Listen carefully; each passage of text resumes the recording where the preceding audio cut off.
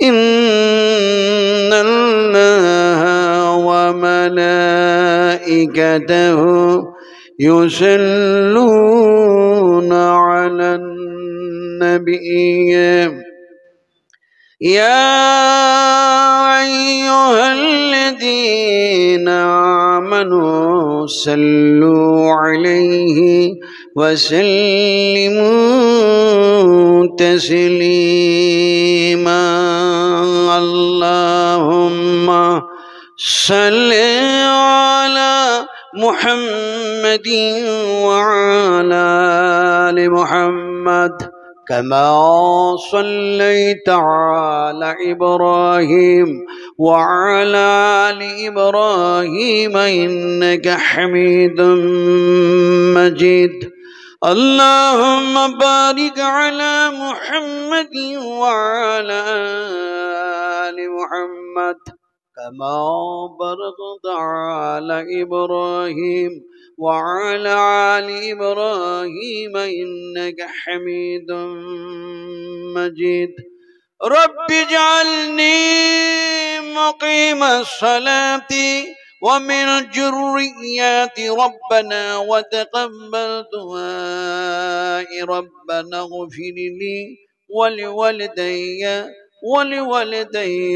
ولوالدي وللمؤمنين يوم يقوم الحساب हमारे दुआ है ऐ खुदा हो इस्लाम का बुलबुला सदा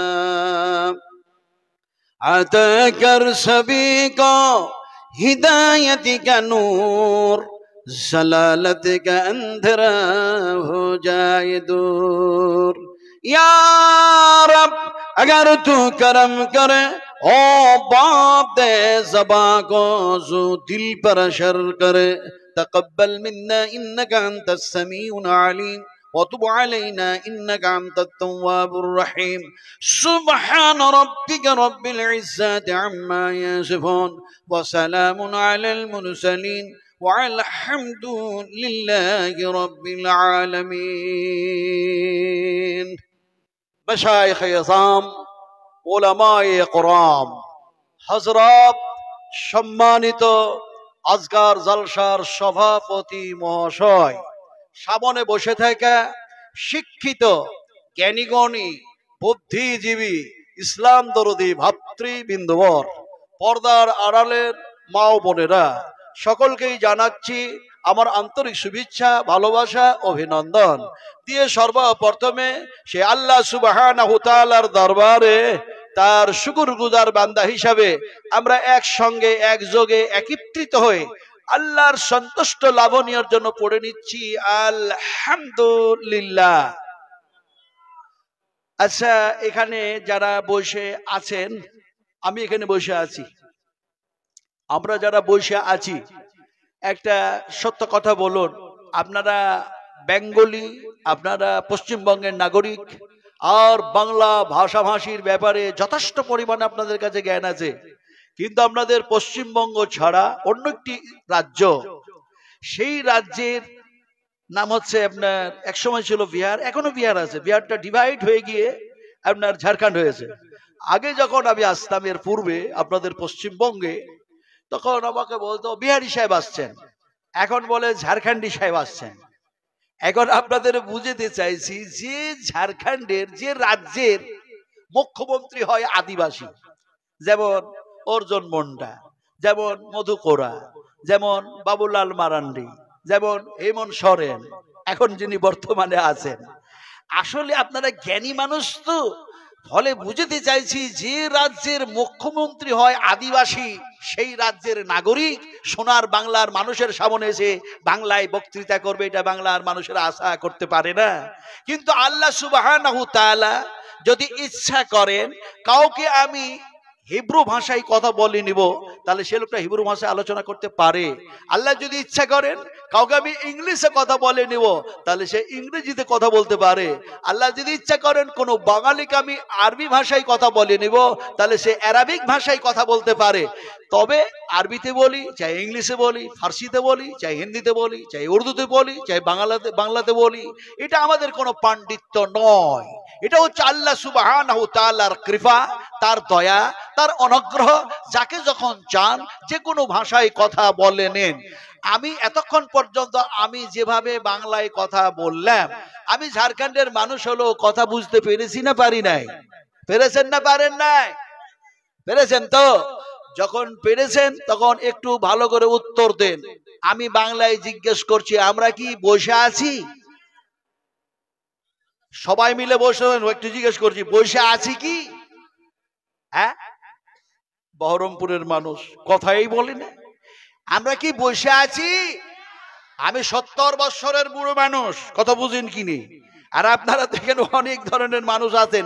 একটু জোরে, আর একটু জোরে বলুন, কি বসে আছি? মিথ্যা কথা, মিথ্যা কথা। কেমনে মিথ্যা কথা?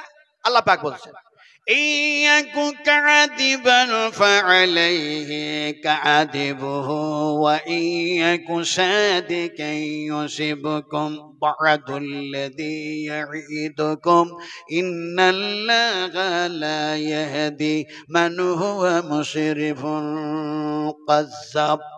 আল্লাহ রাব্বুল আলামিন বলেন, যারা সীমা লঙ্ঘনকারী হয়, সীমা অতিক্রমকারী হয় আর মিথ্যাবাদী হয়, আমি আল্লাহ তারাকে হেদায়েত করি না।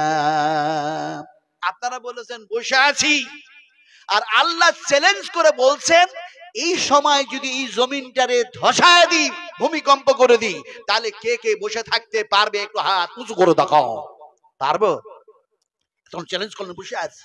আর আল্লাহ বলছেন বসে নাই, আমি আল্লাহ পাক তোমাদেরকে বসে থাকার জন্য জমিনটাকে যেন স্থির করে দিয়েছি এবং তোমাদেরকে বসে থাকার তৌফিক দান করেছি, তাই বসে আছো। আর আমরা চ্যালেঞ্জ করছি বসে আছি, কথা বুঝেন কি? আমার ভাইরা, বসে নাই, যে আল্লাহ পাক বসে রেখেছেন সেই আল্লাহ পাক আমাদেরকে দর্শন শক্তি দিয়েছেন, শ্রবণ শক্তি দিয়েছেন, এমনি করে বাক শক্তি দিয়েছেন, এমনি করে বুঝ শক্তি দিয়েছেন, অসংখ্য নিয়ামত দিয়ে পরিপূর্ণ করে তারপরে নিখুঁত নির্ভেজাল অক্সিজেন দিয়ে যে মাবুদ জীবিত রেখেছেন, তার প্রশংসা করতে কি আপনাদের আপত্তি আছে? আপত্তি আছে? যেহেতু আপত্তি থাকার কথা নয়, সেহেতু আমরা একটু আল্লাহর নৈকট্য লাভের উদ্দেশ্যে জোরে সোরে চিৎকার দিয়ে বলি আলহামদুলিল্লাহ। আরো জোরে বলুন আলহামদুলিল্লাহ। তারপরে পরে আমাদের নবী, বিশ্ব নবী, রাহমাতুল্লাহ আলামিন জনাব মুহাম্মদ রাসূলুল্লাহ সাল্লাল্লাহু আলাইহি সাল্লামের প্রতি অসংখ্য অগণিত দরুদ ও সালাম অবতীর্ণ হয়ে যাক। সকলে বলি আল্লাহুম্মা আমিন। বন্ধুগণ, এতক্ষণ পর্যন্ত বিভিন্ন ওলামা کرام, বিভিন্ন মুকাররির, বিভিন্ন আলেমে দ্বীন, তিনারা যেসব কথাগুলি বলছিলেন, এটা আমাদের কল্যাণের জন্য, আমাদের মঙ্গলের জন্য, ইহকাল এবং পরকালের জন্য। আর যে মাদ্রাসা থেকে, যে ইদারা থেকে, যে শিক্ষা প্রতিষ্ঠান থেকে আপনারা দেখলেন দুইজন হাফেজে কোরআন, 30 পারা কোরআন, যে ভাষাগুলি হচ্ছে স্বয়ং স্রষ্টার ভাষা, আল্লাহ পাকের ভাষা, এই 30 পারা কোরআন কি মুখস্থ করা কি এটা কি মানুষের কাজ? এটা কি কোনো জিনের কাজ? এটা কি কোনো ফেরেশতার কাজ? আল্লাহ সুবহানাহু তাআলার ভাষাগুলিকে মানুষ তার মেমোরির মধ্যে, তার সিনার মধ্যে জব্দ করে দেওয়া, এটা হচ্ছে আল্লাহ পাকের কাজ। তো এই মাদ্রাসায় 3 জন কোরআনের হাফেজের মাথায়, তার মেমোরিতে, তার সিনার মধ্যে আল্লাহ পাক ঢুকাইয়া দিয়েছেন। সেই আল্লাহ হচ্ছেন আমাদের খালিক। সেই আল্লাহর নাম একটু জোরে বলুন তো, আল্লাহর নাম কি? বলেই না। আল্লাহর নাম কি? আল্লাহ। আল্লাহর নাম কি শুনুন, আল্লাহুল্লাযী খালাকাস সামাওয়াতি ওয়াল আরদা ওয়া মা বাইনাহুমা ফি সিত্তাতি আইয়ামিন সুম্মা ইসতাওয়া আলাল আরশ মা লাকুম মিন দুনিহি মিন ওয়ালিয়্যিন ওয়ালা শাফিঈন আফালা তাতাযাক্কারুন। সে আল্লাহর নাম হচ্ছে, তিনি হচ্ছেন খালিক, আকাশেরও স্রষ্টা, জমিনেরও স্রষ্টা, সমস্ত কায়নাত মাখলুকাতের স্রষ্টা। তার নাম হচ্ছে আল্লাহ। তার নাম কি? আল্লাহ জোরে বললেন না। সবাই মিলে যদি আল্লাহ বলেন তাহলে কাবিরা গুনাহ হবে না সাগিরা গুনাহ হবে? এই ছোট গুনাহ হবে না বড় গুনাহ হবে? তাহলে কি এমনি করে দিলীপ ঘোষ আর অভিষেক হেরে যাবে? তাহলে বলছেন না কেন? আমি কিন্তু মধ্যে মধ্যে উল্টা কথা বলবো। আর আলহামদুলিল্লাহ, সুম্মা আলহামদুলিল্লাহ, আজকে আমি হিলি বর্ডারে ছিলাম বাংলাদেশে, আলহামদুলিল্লাহ, ওখান থেকে আসছি কথা বুঝছেন কিনে। তারপরে তার আগের দিন আমার মাদ্রাসারই জলসা ছিল, 16 জন এমনি করে যেন হাফেজে কোরআন এবং আলেমে দ্বীন। আমার মাদ্রাসাতে দুটোই হয়, একদিকে দৌরা বুখারী শরীফ পর্যন্ত, অন্যদিকে যেন কমপ্লিট হাফেজ। তো 16 জন এই হাফেজ এবং আলেমদের সার্টিফিকেটের উপরে আমার সই করতে হয়েছে, তারপরে তাদের মাথায় পাগড়ি দিতে হয়েছে। তারপরে দেখা যায় বাংলাদেশ থেকে বিভিন্ন জায়গা থেকে ওলামারা এসেছিলেন, 10,000 মানুষ উপস্থিত ছিলেন, আলহামদুলিল্লাহ। তো কথাটা বলতেছিলাম যে ওখান থেকে আসতেছি, আমি আসি নাই, আল্লাহ পাক নিয়ে এসছেন। এখন ওখানেও যেন আমাকে বললো যে ঝাড়খণ্ডী সাহেব, মনে মনে ভেবেছিলাম আপনি বিহারি মানুষ, আপনার ভাষা বুঝতে পারবো কিনি, কিন্তু এমন আপনি বিষয় আলোচনা শুরু করলেন মনে হচ্ছে আর বাড়ি যাবই না, কোরআন শুনতেই থাকি। জোরে বলুন সুবহানাল্লাহ।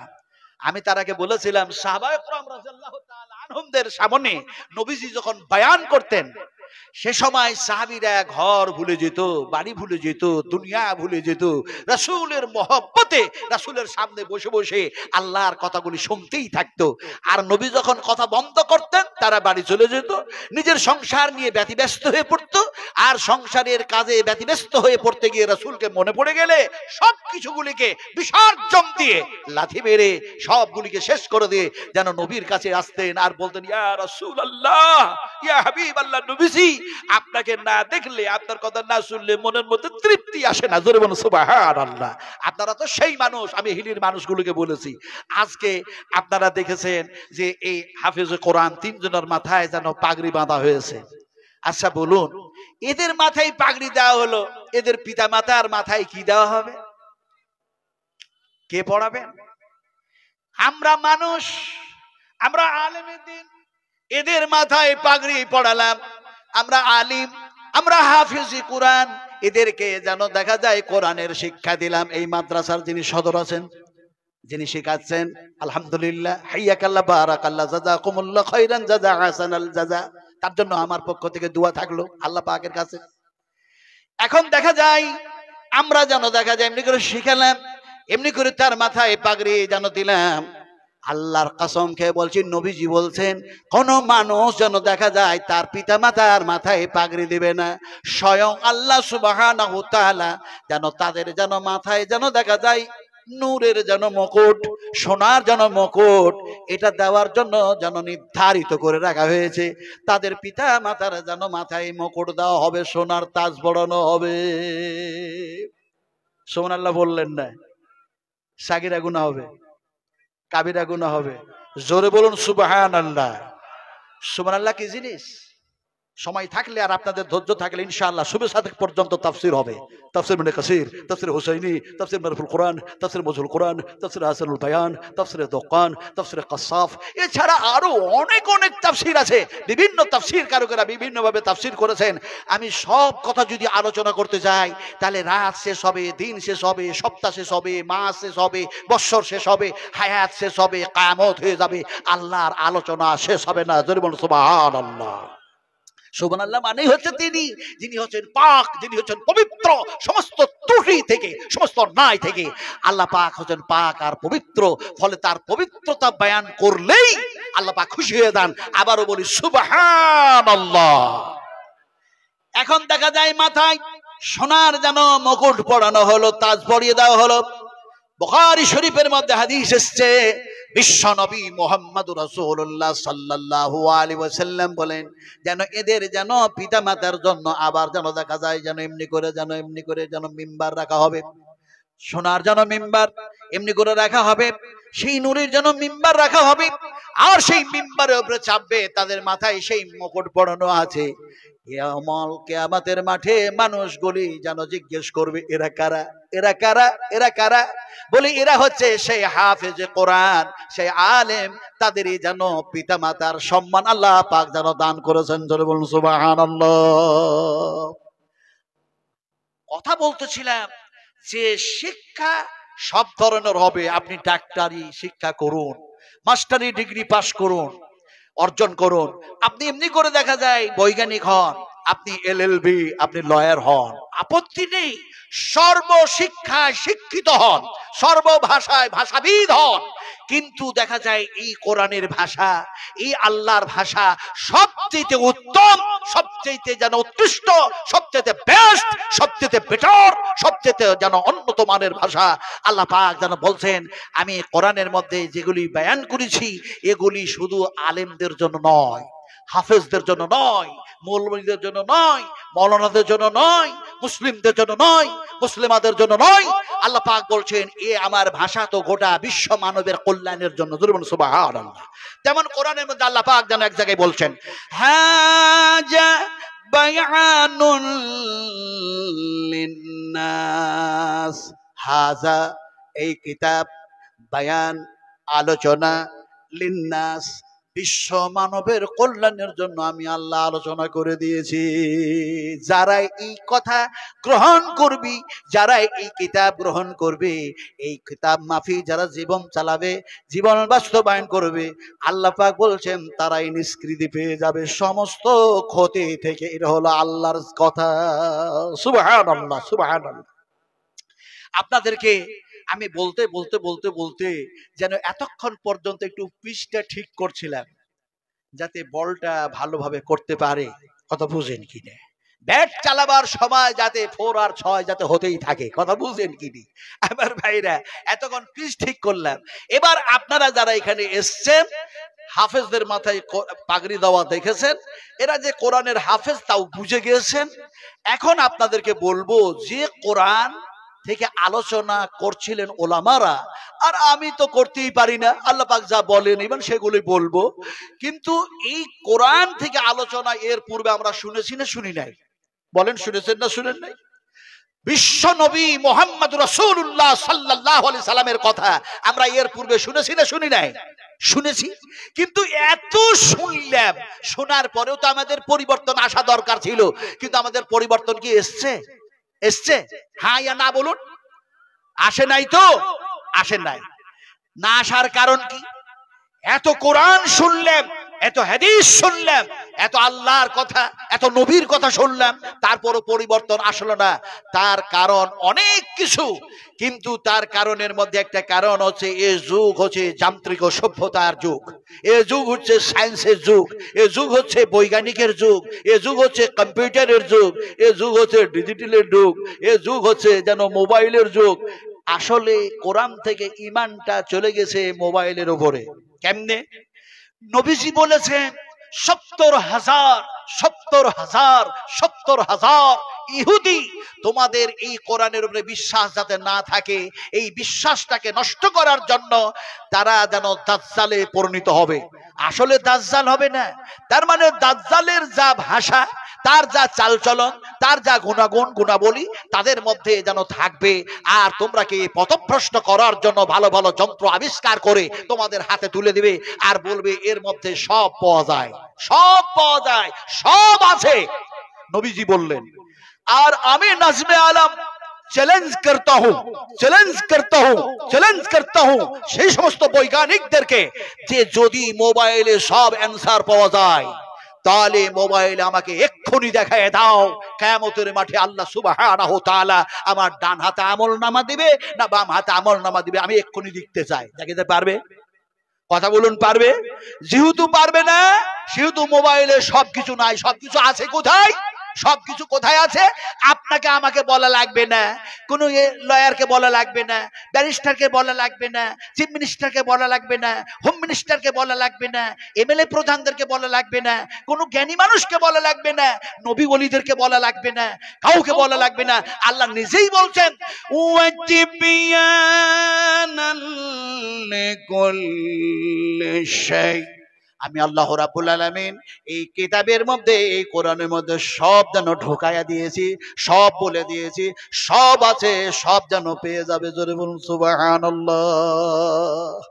ইমান ছিল কোথায়, গেল কোথায়? সব আছে কোরআনের ভিতরে, আমাদের ইমান গেল মোবাইলের ভিতরে। কথা বুঝেন কি আমার ভাইরা, শোনা টুরারা? এখন কারণ অনেক কিছু থাকতে পারে, এগুলি একটা কারণ বললেন। সবচেয়ে মারাত্মক কারণ হচ্ছে যেটা, সেটা হচ্ছে আমাদের পরিবর্তন আসলো না। আমি এক্সাম্পল দিয়ে বুঝাবো, এই জন্য এক্সাম্পল দেব। এখানে অনেক মানুষ আছেন, আর এটা হচ্ছে সিটি টাউন, এটা সিটি টাউন।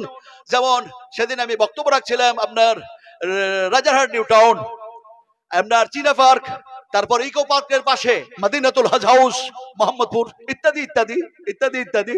আলহামদুলিল্লাহ, ফলে এটা একটা সিটি টাউন। ফলে যেন আমি বলতে চাই, উদাহরণ দিয়ে, এক্সাম্পল দিয়ে আমি বুঝাতে চাই যে আমাদের পরিবর্তন আসলো না কেন। বুঝাই, এমনি করে বুঝাই। একটি ফ্যাট মানুষ, একটি মোটা মানুষ, দয়া করে কেউ মোটা মানুষ থাকলে আবার রাগ টাগ করেন না আমার উপরে। আমি সেদিন আপনার বক্তব্য রাখছিলাম, কোথায় জানো, আপনার সেখানকার মানুষেরা আমাকে নিয়ে গেলেন। যাক, ওই হাবিজাবি কথা বলে আমি সময় নষ্ট করব না। এখন সেখানে গিয়েছিলাম, তো সেখানে যাওয়ার পরে যিনি আমাদের দাওয়াত দিয়ে নিয়ে গেছেন, তিনি খুব মোটা মানুষ, তিনি খুব ফ্যাট মানুষ। তো আমি যখন ওখানে একটা এক্সাম্পল দিতে গেলাম এই বলে, তো উনি আমাকে বললেন, হুজুর আপনি ওয়াজ শুরু করলেন আমাকে দিয়েই, আপনার চোখে কি আমি ধরা পড়লাম, আর কোনো মানুষ ছিল না? আমি তারে বললাম, ভাই আপনার ইলম কতটা? আমি বললাম আপনার জ্ঞান কতটা? উনি আরো রাগ করলেন আমার উপরে। যারে আমি এত ভালোবেসে মোহাব্বত দিয়ে দাওয়াত করে নিয়ে আসলাম, তিনি বলছেন আমার জ্ঞান কতটা? আচ্ছা আপনারা বলুন, মানুষের জ্ঞান কি কম? রকেট আবিষ্কার করলো, জাহাজ আবিষ্কার করলো, ট্রেন আবিষ্কার করলো, অগ্নি ক্ষেপণাস্ত্র আবিষ্কার করলো, কত জ্ঞান। আর আল্লাহ বলছে তোমাদের জ্ঞান যত সামান্য জ্ঞান। জোরে বলুন সুবহানাল্লাহ। কেমনে বলছেন? আল্লাহ পাক বলছেন, ওয়ামা উতিতুম মিনাল ইলমি ইল্লা কালিলা। আল্লাহ বলছে একটু জ্ঞান দিয়েছে, আর ব্যাগের মতো শুধু জমাচ্ছিস, এই করেছিস, সেই করেছিস, কি করেছিস? কিচ্ছু করিস নাই। কথাটা বলতেছিলাম, সভাপতিকে বললাম, সভাপতি সাহেব আপনি যে জ্ঞান দিয়ে বুঝছেন না, ওই জ্ঞানটা যত সামান্য, একটু খামোশ, একটু চুপ করুন। আমি মুসাফির, রাসূলুল্লাহ বলেছেন মুসাফিরের যথাযথ সম্মান করো, যদি আপনি সম্মান না করেন রাসূলকে ইনকার করা হবে। জোরে বলুন সুবহানাল্লাহ। সভাপতি সাহেব বললেন, হুজুর আমি আর একটু কিছু বলবো না, আপনি যে বিহারি মানুষ, কোথা থেকে কথা বলেন, মনে হচ্ছে এই প্রশ্নের উত্তর আমার কাছে আর নাই। তো এখানে দয়া করে কেউ যদি মোটা মানুষ থাকেন, যেহেতু এক্সাম্পল দিতে যাচ্ছি, দয়া করে কেউ রাগ ট্যাগ করবেন না, আগে ক্ষমা চেয়ে নিলাম। এখন কথাটা বলছিলাম কি, একটা ফ্যাট মানুষ, একটা মোটা মানুষ, তার উঠতে বসতে চলতে ফিরতে সদা সর্বদাই কষ্ট হয়। এখন এই কষ্ট সহ্য করতে না পেরে এক ডাক্তারের কাছে গিয়েছে, গিয়ে বলল, স্যার আমি হেভি হেভি ফ্যাট হয়ে গেছি, মোটা হয়ে গেছি, আমার সর্ব বিষয়ে সর্ব কাজে যেন কষ্টকর মনে হচ্ছে, তো আমার শরীরের পরিবর্তন কিভাবে আসবে, একটু দয়া করে আপনি ওষুধ দেন, সাজেশন দেন, কি হবে কি করলে যাতে আমার পরিবর্তন শরীরে আসে। ডাক্তার তার কথা শুনে জিজ্ঞেস করলেন যে তুমি যে এত মোটা হয়েছে, তো খাবার কি খাও? আপনারাকে জিজ্ঞেস করি, বহরমপুরের মানুষ, আপনারা বলুন খাবার খেয়েছেন না খান নাই? গতকালকে তো খেয়েছেন, দুপুর বেলা তো খেয়েছেন, তো বলুন যে খেয়েছেন না খান নাই? কোন হাতে খেয়েছেন? এই হাতে না এই হাতে? একটু ভালো করে বলুন, ভালো করে মাথা ঠান্ডা করে বলুন, কোন হাতে খেয়েছেন? এই ডান হাতে খেয়েছেন তো? আর আল্লাহ চ্যালেঞ্জ করছেন, আরে বলছেন এই হাতটাকে আমি প্যারালাইসিসে পরিণত করে দিলাম, খাবে কোন হাতে? বলে বাম হাতে। বাম হাতটারও যেন প্যারালাইসিস করে দিলেন, খাবেন কোন হাতে? বলে স্ত্রী খাওয়াবে। বলে স্ত্রীকেও প্যারালাইসিস করে দিলেন, খাবেন কি করে? বলে পিতা খাওয়াবে, মাতা খাওয়াবে, পাড়ার মানুষ খাওয়াবে, গ্রামের মানুষ খাওয়াবে, পৃথিবীর মানুষ খাওয়াবে। গোটা পৃথিবীর মানুষগুলিকে আল্লাহ পাক যেন পঙ্গ করে দিয়ে যেন প্যারালাইসিসে পরিণত করে দিলেন। এবার কোন হাতে খাবেন আপনারা বলুন? এতক্ষণ বললেন ডান হাতে খেয়েছে, এবার কি করে খাবেন? আল্লাহ খাওয়াবে। এতক্ষণ বললেন না ওই কথাটা, বলে ডান হাতে খেয়েছি। কথা বুঝছেন কি?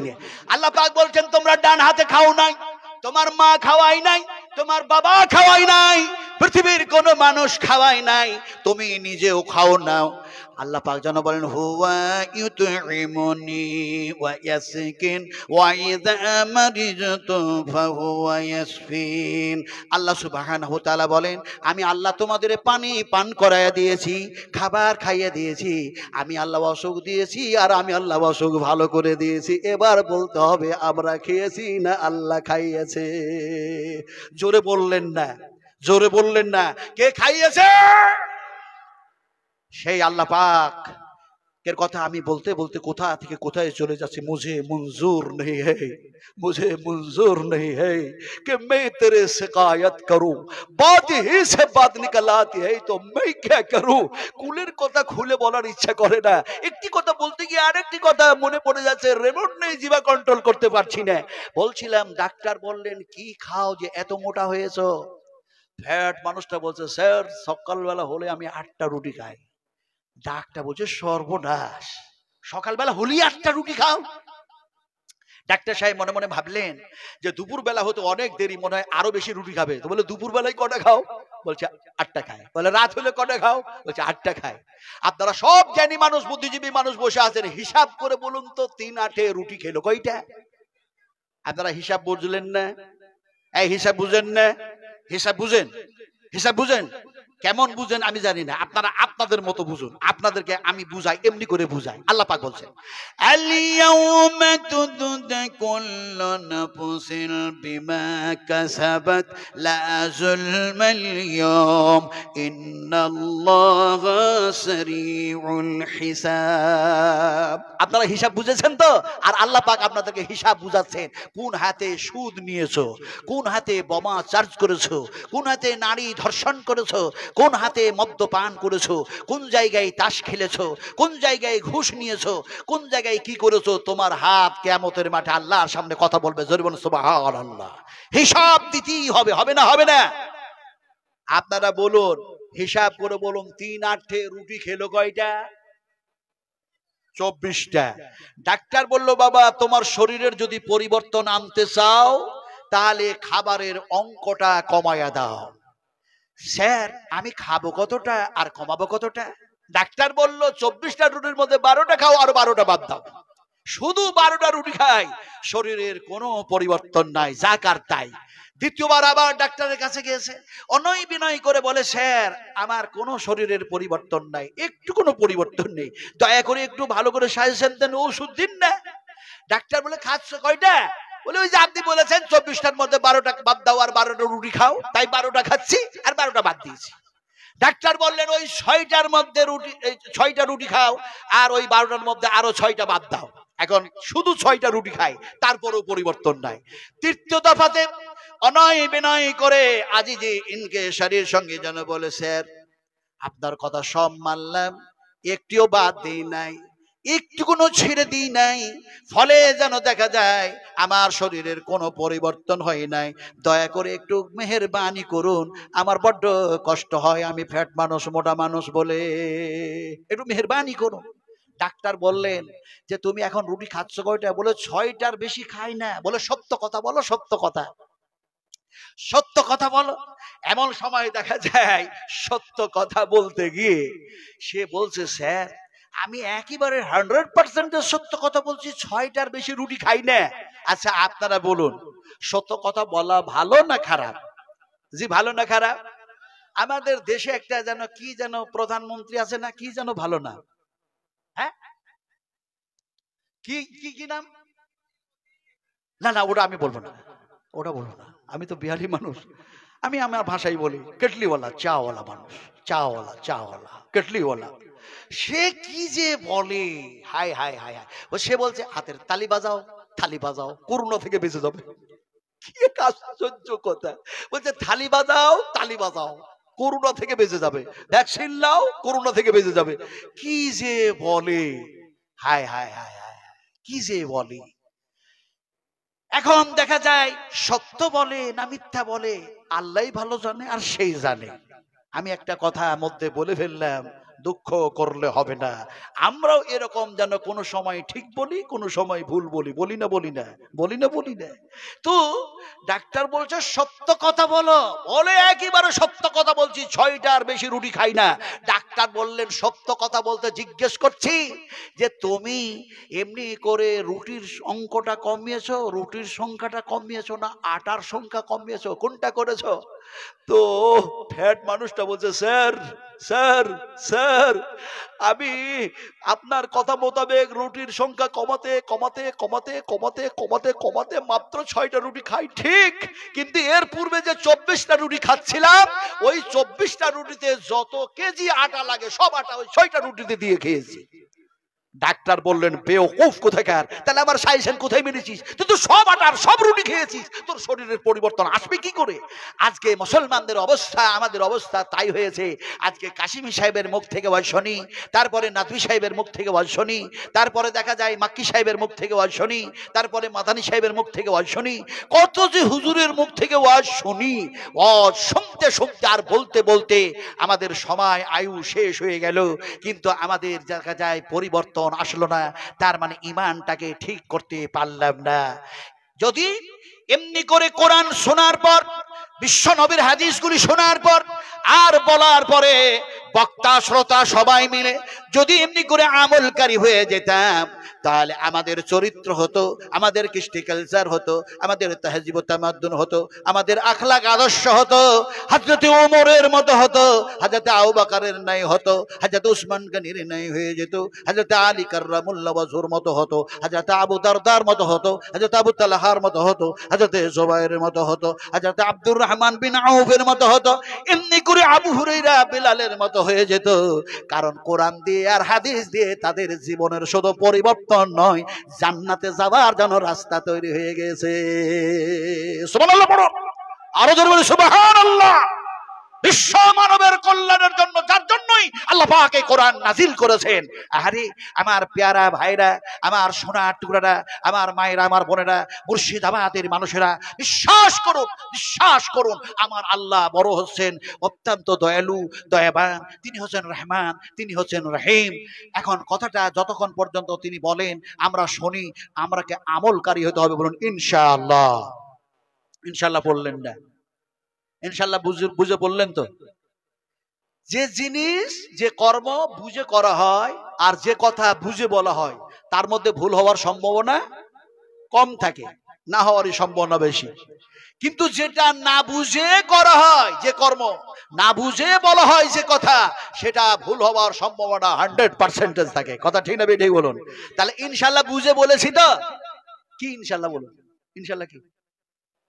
হায় হায় ইনশাআল্লাহ বুঝে যেন বলতে গিয়ে আপনারা বুঝাই, নবীজি বললেন কথা আনকমপ্লিট করো না, অসম্পূর্ণ করো না।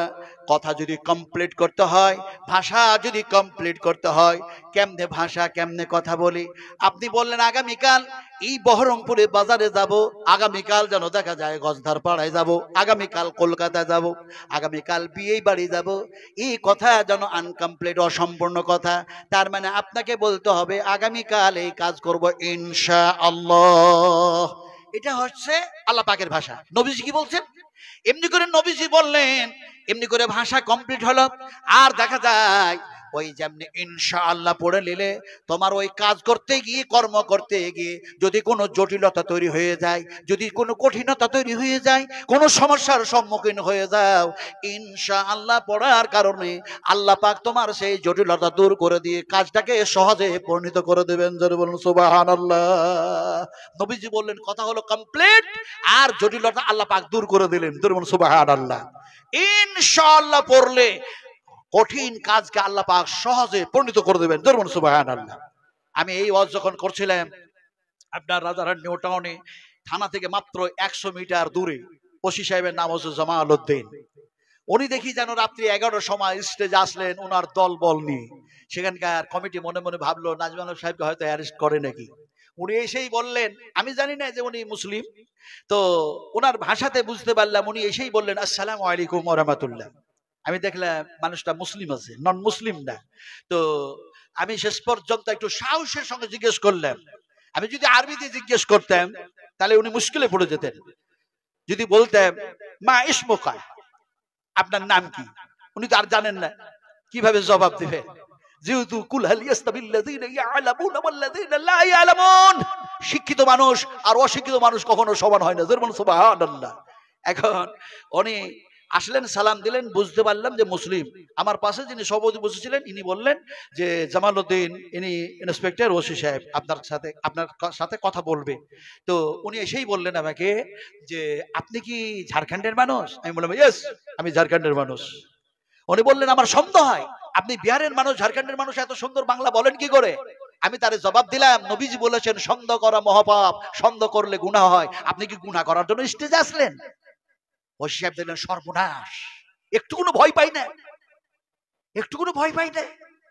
শেষ পর্যন্ত উনি বললেন আমি আপনাকে কি যে উত্তর দেবো দিতে পারছি না, তবে আপনি যখন লাউডস্পিকারে মুখ দিয়েছেন, কথা বলছেন, থানাতে আমাদের বসে থাকতে এবং কাজ করতে মনে হচ্ছে যে পারছি না, বারবার কানটা যেন ওই লাউডস্পিকারের দিকে চলে যাচ্ছে, আপনি যা বলছেন ওই দিকে চলে যাচ্ছে।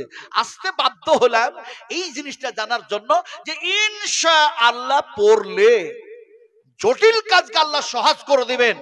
তাহলে আমি ওসি সাহেব থানাতে বসে বসে ইনশাআল্লাহ পড়বো, আর আল্লাহ আসামি ধরাটাকে আমার জন্য সহজ করে দেবেন।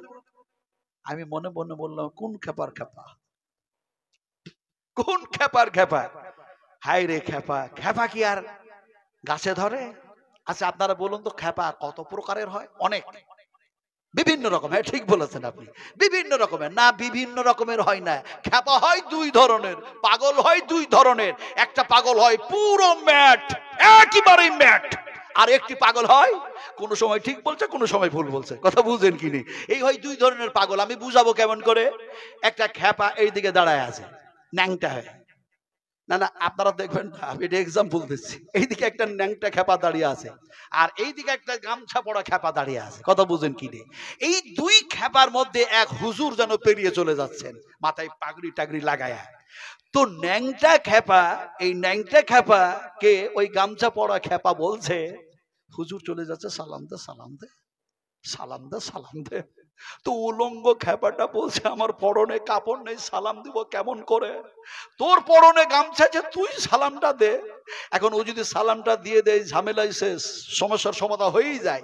কিন্তু এই কত বড় ম্যাট যে পরনের গামছাটা খুলে যেন উলঙ্গ খেপার দিকে ছুড়ে দিয়েছে, আর বলছে গামছাটা পর আর তাড়াতাড়ি হুজুরকে সালাম দে।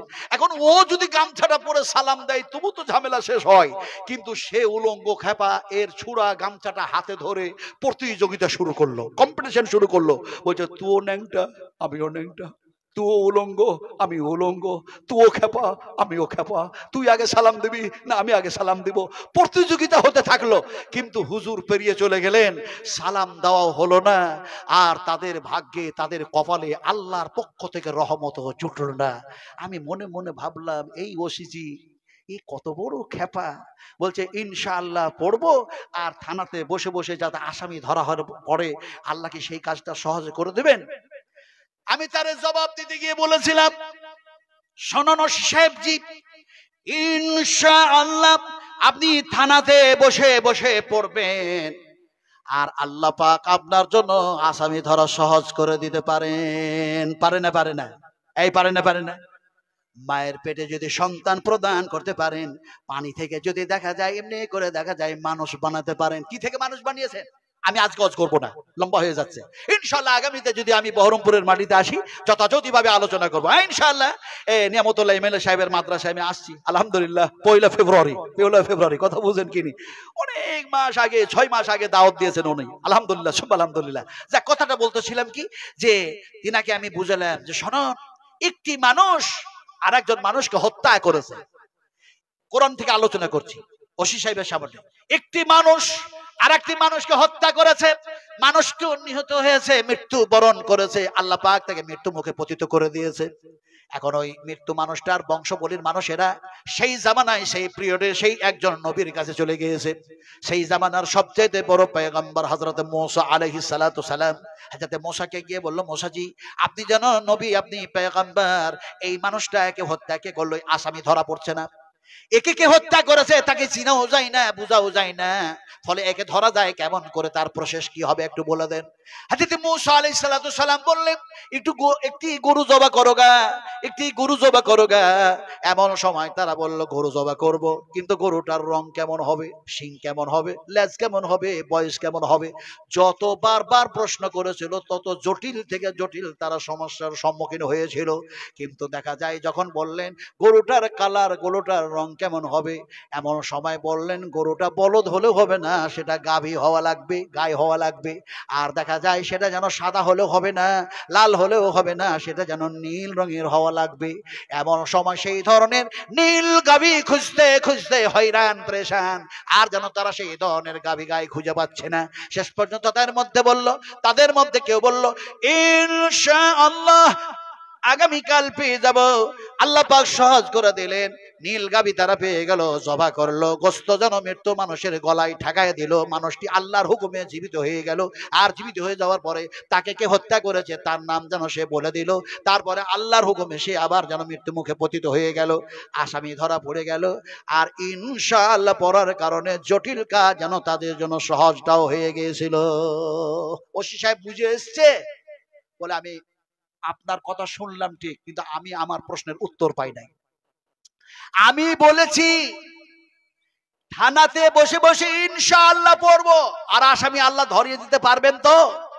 আমি গায়ে খুঁজবো না, আমি গরু খুঁজতে যাব না, আমি অত কালারিং দেখতে যাব না, ইনশাআল্লাহ পড়বো, আর আসামি যাতে ধরা পড়ে যায়, সহজ হয়ে যায়। আল্লাহ এটা পারবে তো? আমি বলে হ্যাঁ পারবে। আপনি যদি শর্ত হচ্ছে আপনি যদি সেই এক আল্লাহর প্রতি বিশ্বাস স্থাপন করেন, আর যদি নবীর প্রতি ঈমান এনে থাকেন, কোরআনের প্রতি যদি ঈমান থাকে, আর একটা কথা হচ্ছে শর্ত যেটা হলো সেটা হলো এইটা, আপনি যদি ঘুষ না খান। আপনাদের এলাকার তো ওসি সাহেবেরা ঘুষ টুস খায় না? হ্যাঁ খায়। আপনারা ভয় পাচ্ছেন মনে মনে, কে জানি অ্যারেস্ট হলো কি হলো, হলো কি হলো, হলো কি হলো। আরে ভাই, এক আল্লাহর কথা বলতে গিয়ে, নবীর কথা বলতে গিয়ে কেউ যদি জেল খাটে, সেটা ইবাদতে পরিণত হয়ে যাবে। আল্লাহ ইবাদতে পরিণত করে দিবেন, আর এক সুন্নাত আদায় হয়ে যাবে। হযরত ইউসুফ আলাইহিস সালাম জেল খেটেছে না? এই একটু জোরে কথা বলুন, জেল খেটেছে না? কথা বলতেছিলাম। এখন দেখা যায় তাইনাকে বললাম, যদি আপনি সুদ না খান, ঘুষ না নেন, আপনি যদি মিথ্যা কথা না বলেন, এক কথায় যদি আপনার আখলাক, আপনার আদর্শ, আপনার চরিত্র, আপনার কৃষ্টি কালচার যদি কোরআন মাফিক হয়ে যায়, ইনশাআল্লাহ পড়বেন, আল্লাহ পাক আপনার জটিলতা দূর করে দেবে, আসামি ধরিয়ে দেবে ইনশাআল্লাহ।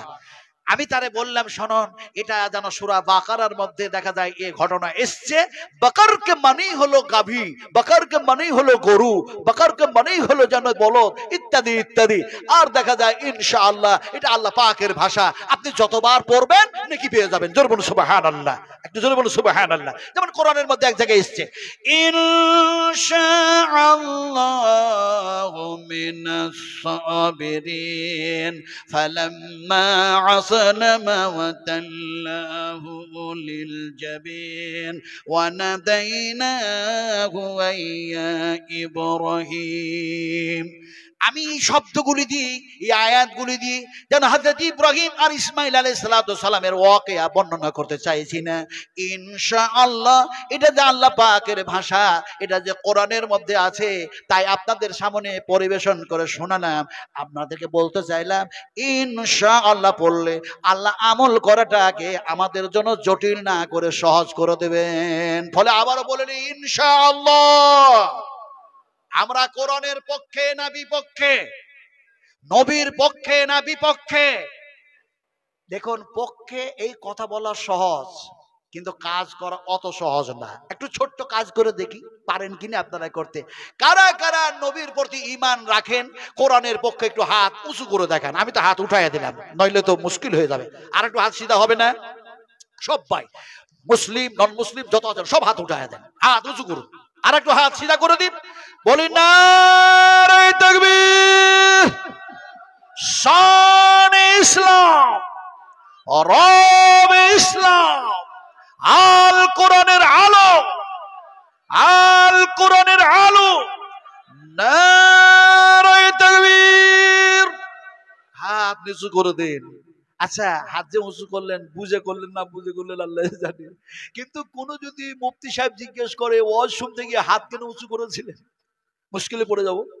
কোন যদি আলেম জিজ্ঞেস করে তাও মুশকিলে পড়ে যাব। এখন দেখা যায় মুশকিলে কেন পড়বো? ফতোয়ার অভাব নেই রে ভাই, আলেমের অভাব নাই, পণ্ডিতের অভাব নেই, সাধুর অভাব নেই, কিন্তু আমলের অভাবটা থেকেই গেছে। ফতোয়া দিতে দিতে দিতে দিতে দিতে শুধু মানুষগুলির মধ্যে যেন দেখা যায় ভেদাভেদ সৃষ্টি করছে, দেখা যায় তাদের মধ্যে ডিভাইড তৈরি করছে। কেমনে ফতোয়া দিচ্ছে, হাই হাই হাই, বুঝায় ছোট্ট করে বুঝায়। এক শিকারী যেন একটা ফাঁস জাল যেন শূন্য যেন জায়গায় টেঙে দিয়েছে, ঝুলাইয়া দিয়েছে।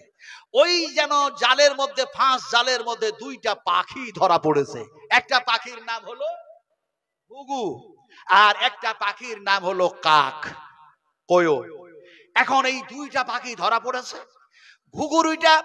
ঘুঘুটা অনয় বিনয় করে ক্রন্দন করে, কান্না করে, আর সে যেন বলে এই তো আমার মৌত কাছিয়ে গিয়েছে, এই তো আমার মৃত্যু কাছায় গিয়েছে।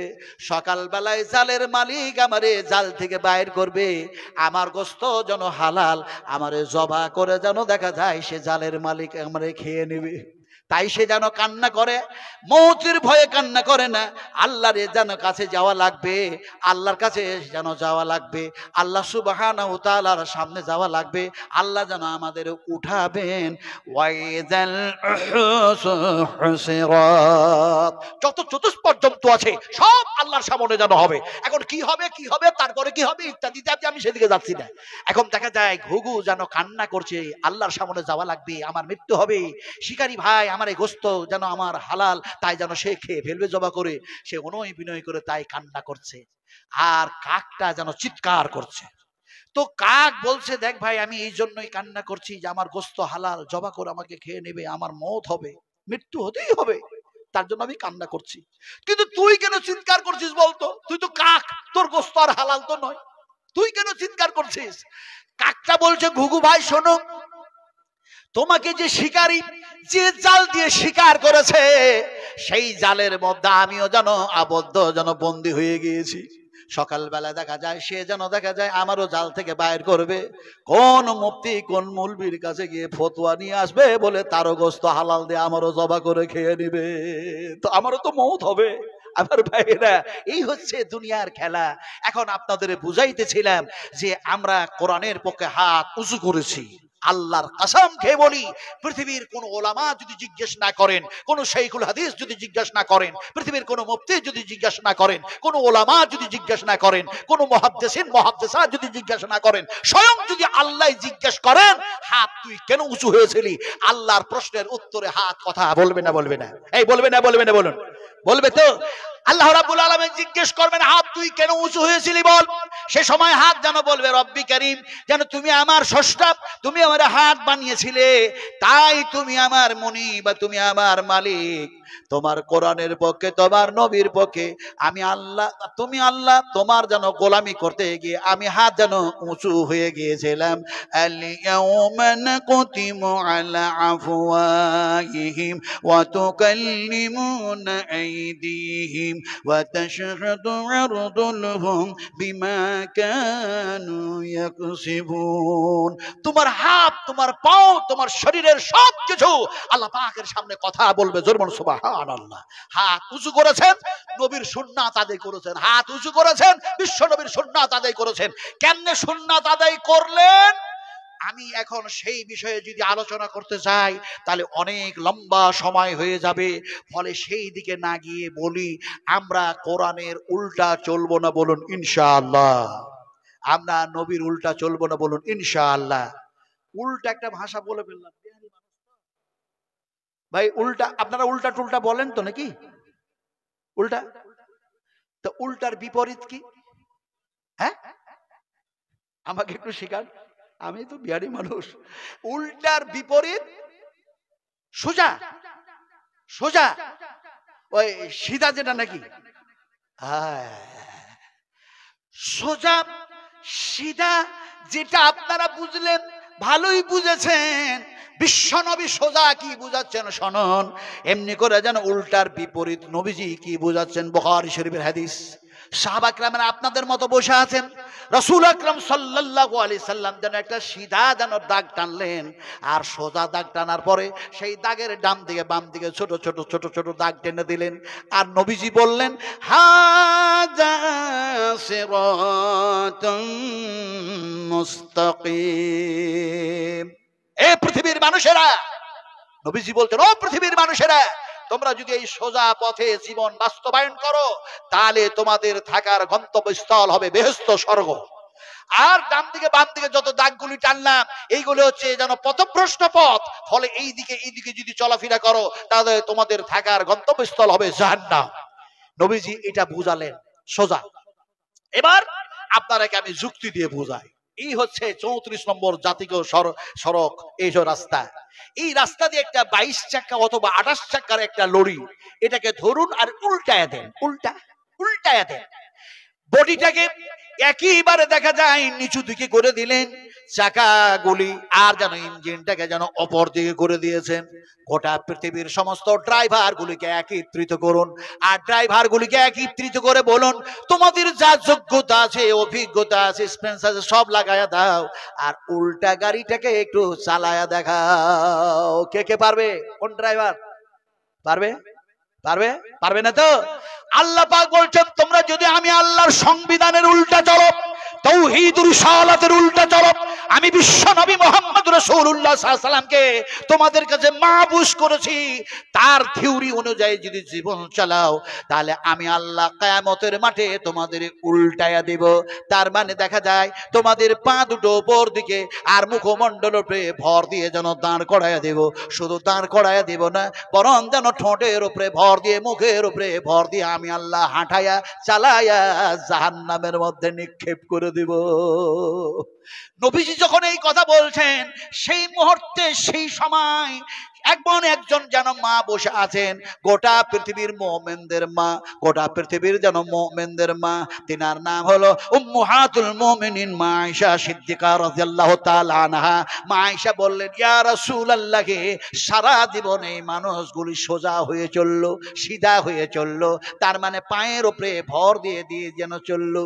এই সিধা হয়ে চলনেওয়ালা মানুষগুলি কিয়ামতের মাঠে তারাকে আল্লাহ পাক মুখের উপরে ভর দিয়ে দাঁড় করায় দিবে, ঠোঁটের উপরে যেন ভর দিয়ে হাঁটায়া জাহান্নামের মধ্যে নিক্ষেপ করে দেবেন।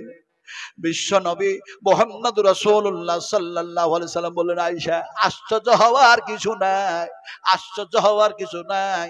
যারা এই দুনিয়ায় পাপ করেছে, অন্যায় করেছে, গুনাহ করেছে, সীমা লঙ্ঘন করেছে, সীমা অতিক্রম করেছে, নবী ছেড়েছে, মসজিদ ছেড়েছে, মাদ্রাসা ছেড়েছে, তাওহীদ ছেড়েছে, আখিরাত ভুলেছে, জাহান্নাম থেকে বেপরোয়া হয়েছে, এক আল্লাহ থেকে বেপরোয়া হয়ে গিয়েছে, অবশ্যই তাদের ইন্তেকাম, তাদের ইন্তজাম, তাদের ফলাফল, তাদের রেজাল্ট যেটা আমি বললাম সেটাই হবে।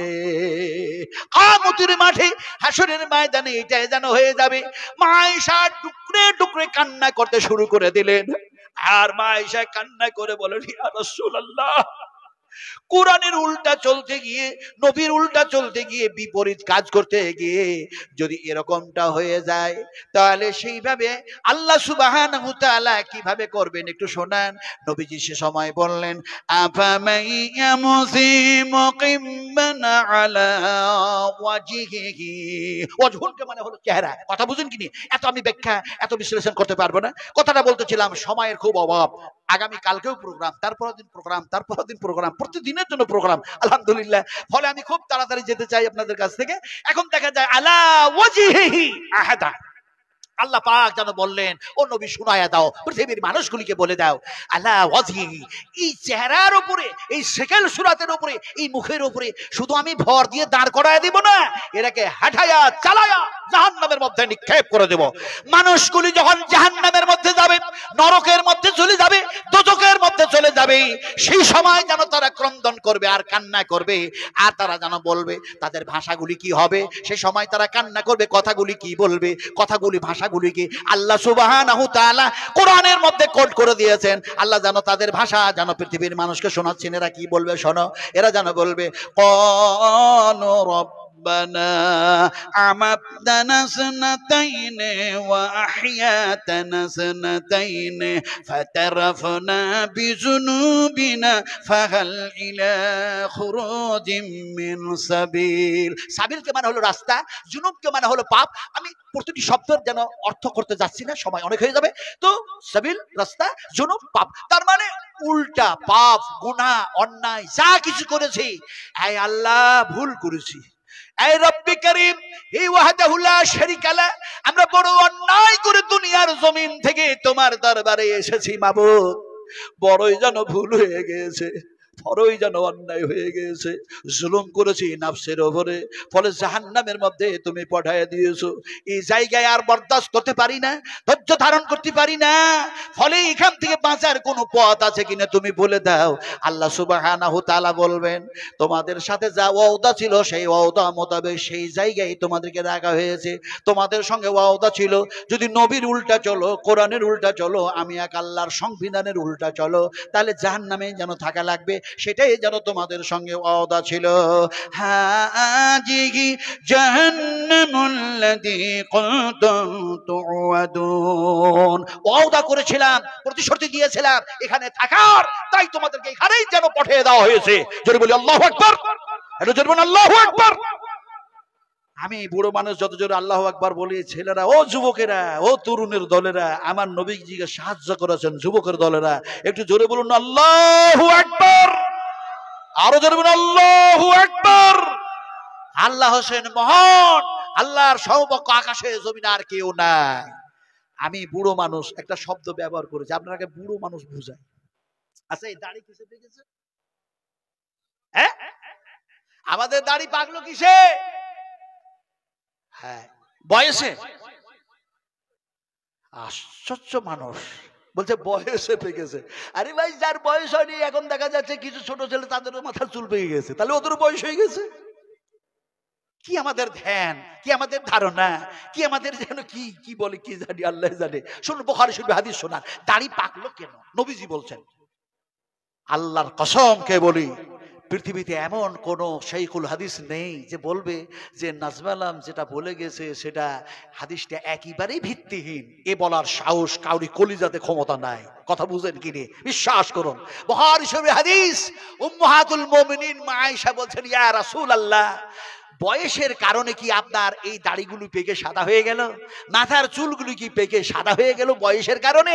নবীজি বলছেন, লা লা লা, না না না, ও আয়েশা, আমার মাথার চুল, আমার মুখের দাড়ি, এগুলি পেকে যেন সাদা হয়েছে কিয়ামতের চিন্তা করতে করতে।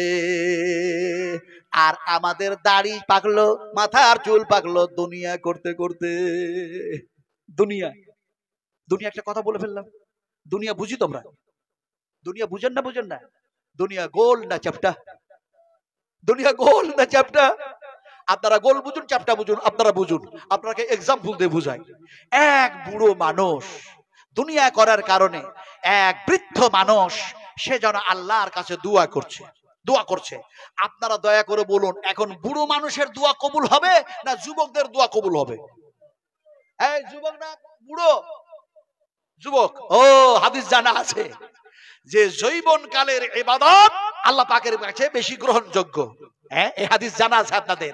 কিন্তু ওই যৌবন কালটা আমি বুড়ো মানুষ তো পার করে এসেছি, কিন্তু এ সময় ওই যুবকের দোয়া নয়, ওটা ছিল ইবাদত। দোয়া কবুল হচ্ছে বুড়ো মানুষের। জোরে বলুন সুবহানাল্লাহ। বুড়ো মানুষটা দোয়া করলো, এই আল্লাহ, আমি কোনো মাজারে যাব না, কোথাও যাব না, আকাশে যাব না, চাঁদে যাব না, সূর্যে যাব না, নদে যাব না, খালে যাব না, বিলে যাব না, কোথাও যাব না। তুমি বলেছো উদউনি আস্তাজিব লাকুম, তোমরা আমাকে ডাকো, তোমাদের ডাকে সাড়া দিব। তোমরা আমার কাছে চাও, তোমাদের অভাব মোচন করে দেব। তোমরা আমার কাছে চাও, তোমাদের জীবনের জিন্দেগির গুনাহ মাফ করে দেব। তো বুড়ো মানুষটা কারোর কাছে না গিয়ে, বৃদ্ধ মানুষ একেবারে এই গালের চামড়াগুলি জড়ো সড়ো হয়ে গেছে, হাতের স্কিনগুলি জড়ো সড়ো হয়ে গেছে, একেবারে বুড়ো মানুষ, সে আল্লাহর কাছে দোয়া করলো, আল্লাহ আমাকে ছেলে দাও, আল্লাহ আমাকে ছেলে দাও, আল্লাহ আমাকে ছেলে দাও। সন্তান যেন দিয়ে দেওয়া হলো, সন্তান সে পেয়ে গেল। বৃদ্ধ মানুষটা খুশিতে আটখানা হয়ে আনন্দে আনন্দিত হয়ে সে এক আল্লাহর প্রশংসা করতে শুরু করে দিল। আলহামদুলিল্লাহিল্লাযী ওয়াহাবা লি আলাল কিবারি ইসমাঈল ওয়া ইসহাক। ইসমাইলকে পেয়ে গেলেন, ইসহাককে পেয়ে গেলেন, আর যিনি দোয়া করলেন বুড়ো মানুষ তার নাম হলো ইব্রাহিম আলাইহিস সালাতু সালাম। এবার দুনিয়া যে বুড়া করছে ওই বৃদ্ধ মানুষটাকে ঘটনা শোনায়। এক বৃদ্ধ মানুষ ছেলেদের জন্য, মেয়ের জন্য, পোতার জন্য, নাতির জন্য, সকলের জন্য দেখা যায় দুনিয়া করতে করতে করতে করতে একেবারে বুড়ো হয়ে গেছে। এখন সেই বৃদ্ধ মানুষ বলছে এই বর্ষার সময় চাষ না করলে আমার জমিগুলি সব যেন পতিত থেকে যাবে। তো ঘাড়ে নিয়েছে নাঙল। আপনারা নাঙল বলেন না হাল বলেন ভাই? হ্যাঁ, নবাব সিরাজউদ্দৌলা দেশের মানুষ আপনারা। আমি বাংলা, বিহার, উড়িষ্যার নবাব। কথা বুঝেন কিনি? আমি ইতিহাস আজকে বলবো না। মৌলানা ফজলে হক খায়রাবাদী, মৌলানা ইয়াহিয়া খাঁ, মৌলানা আবুল কালাম আজাদ, আমি কি বলবো সেই সমস্ত ঔরঙ্গজেব, আমি কি সেই সব ইতিহাস বলে এই সময় আজকের মজমুনটাই আলাদা। কথা বুঝেন কিনি? আজকের স্টেজটাই আলাদা, আমি সেগুলি টেনে আনবো না। কথাটা বলতেছিলাম যে আপনারা হাল বলেন, নাঙল বলেন, আলহামদুলিল্লাহ, হাইয়াকাল্লাহ, দুটোই বলেন। কবি কিন্তু দুটা বলছে না। কবি বলছে জয়নাল ধরে হাল, অবিনাশ কাটে ঘাস। কথা বুঝেন কিনি? কবি বলল সর্বনাশ, আমি যেন দেখা যায় জয়নালের নামটা প্রথমে আনলাম, অবিনাশের নামটা পরে আনলাম, তাও ঘাস কাটছে, তাও ঘাস কাটছে।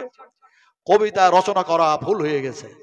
এখন দেখা যায় বলছে কবিতা আবার রচনা করতে হবে। কবিতা নতুন লিখতে গিয়ে বলল কি, আই কম বাই কম, রেলগাড়ি ঝমঝম, পাপে ছিল আলুর দাম, হাট্টিমা টিম টিম, তারা মাঠে পারে ডিম, তাদের খাড়া দুটো সিং, তারা হাট্টি। ছেলেদেরকে জিজ্ঞেস করছে পিতা মাতা কি টিউশনি মাস্টার পড়ালো, কে জানে, ডিম আর সিং, ডিম আর সিং। এখন মাস্টার বুঝে না, ছাত্র বুঝে না। আপনারা বলেছেন হাল, আপনারা বলেছেন নাঙল। আল্লাহ পাক শোনাচ্ছেন, শুনুন, মুসলিম শরীফের হাদিস, বিশ্বাস করুন বুখারী শরীফের মধ্যে হয়েছে, আপনারা যখন ভালো কাজ করবেন, হাফেজ বানালেন, আলেম বানালেন, হাফেজা বানালেন, মাদ্রাসা বানালেন, মসজিদ বানালেন, এরাকে ভালোবাসলেন, শরীরের যেন রক্ত ঘামানো, টাকা পয়সা, সোনা চাঁদি দিয়ে সবকিছু দিয়ে সাহায্য করলেন, যখন আপনি যেন দেখা যায় আল্লাহর স্বর্গে যাবেন, জান্নাতে যাবেন, আল্লাহ সে সময় যেন বলবেন উদখুলুহা বিসালামিন আমিন, এর মধ্যে প্রবেশ করো। আর এটা হচ্ছে যেন শান্তির জায়গা, আর এটা হলো নিরাপত্তার জায়গা। আপনাকে আল্লাহ যেন জান্নাতের মধ্যে, স্বর্গের মধ্যে প্রবেশ করায়া দিল। তারপরে যেন আপনি আল্লাহকে বলবেন আমাকে হাল দাও। নবীজি বলছেন আপনি বলবেন হাল দাও, নাঙল দাও। আল্লাহ জানবেন, তারপরও যেন হাসবেন আর বলবেন কোন বান্দার বান্দা। এই জান্নাতের স্বর্গে আসার পরেও নাঙল চাই, হাল চাই। আমি সেই দিকে গেলাম না।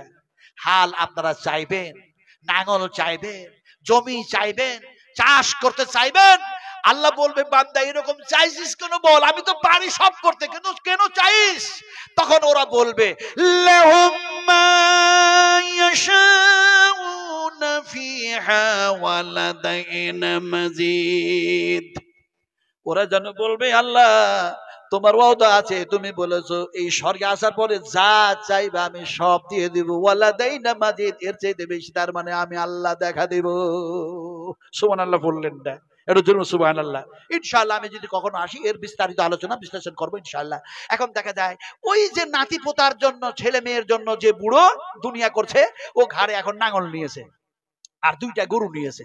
ওই গরুর যেন দেখা যায় ঘাড়ে যেন জোয়াল দিয়েছে, দিয়ে মাঠে নিয়ে যাচ্ছে বর্ষার সময়। এখন হাল বোয়াচ্ছে, চাষ করছে। চাষ করতে করতে করতে শরীরে কাদা টাদা লেগে একাকার, মাটি টাটি লেগে একাকার, আর কপালের ঘামগুলো যেন হাতে পুছে আর বলে আহ আহ আহ, আমার কি ছেলে নেই, আমার কি মেয়ে নেই, আমার কি আত্মীয় স্বজন নেই, আমার কি কেউ নেই?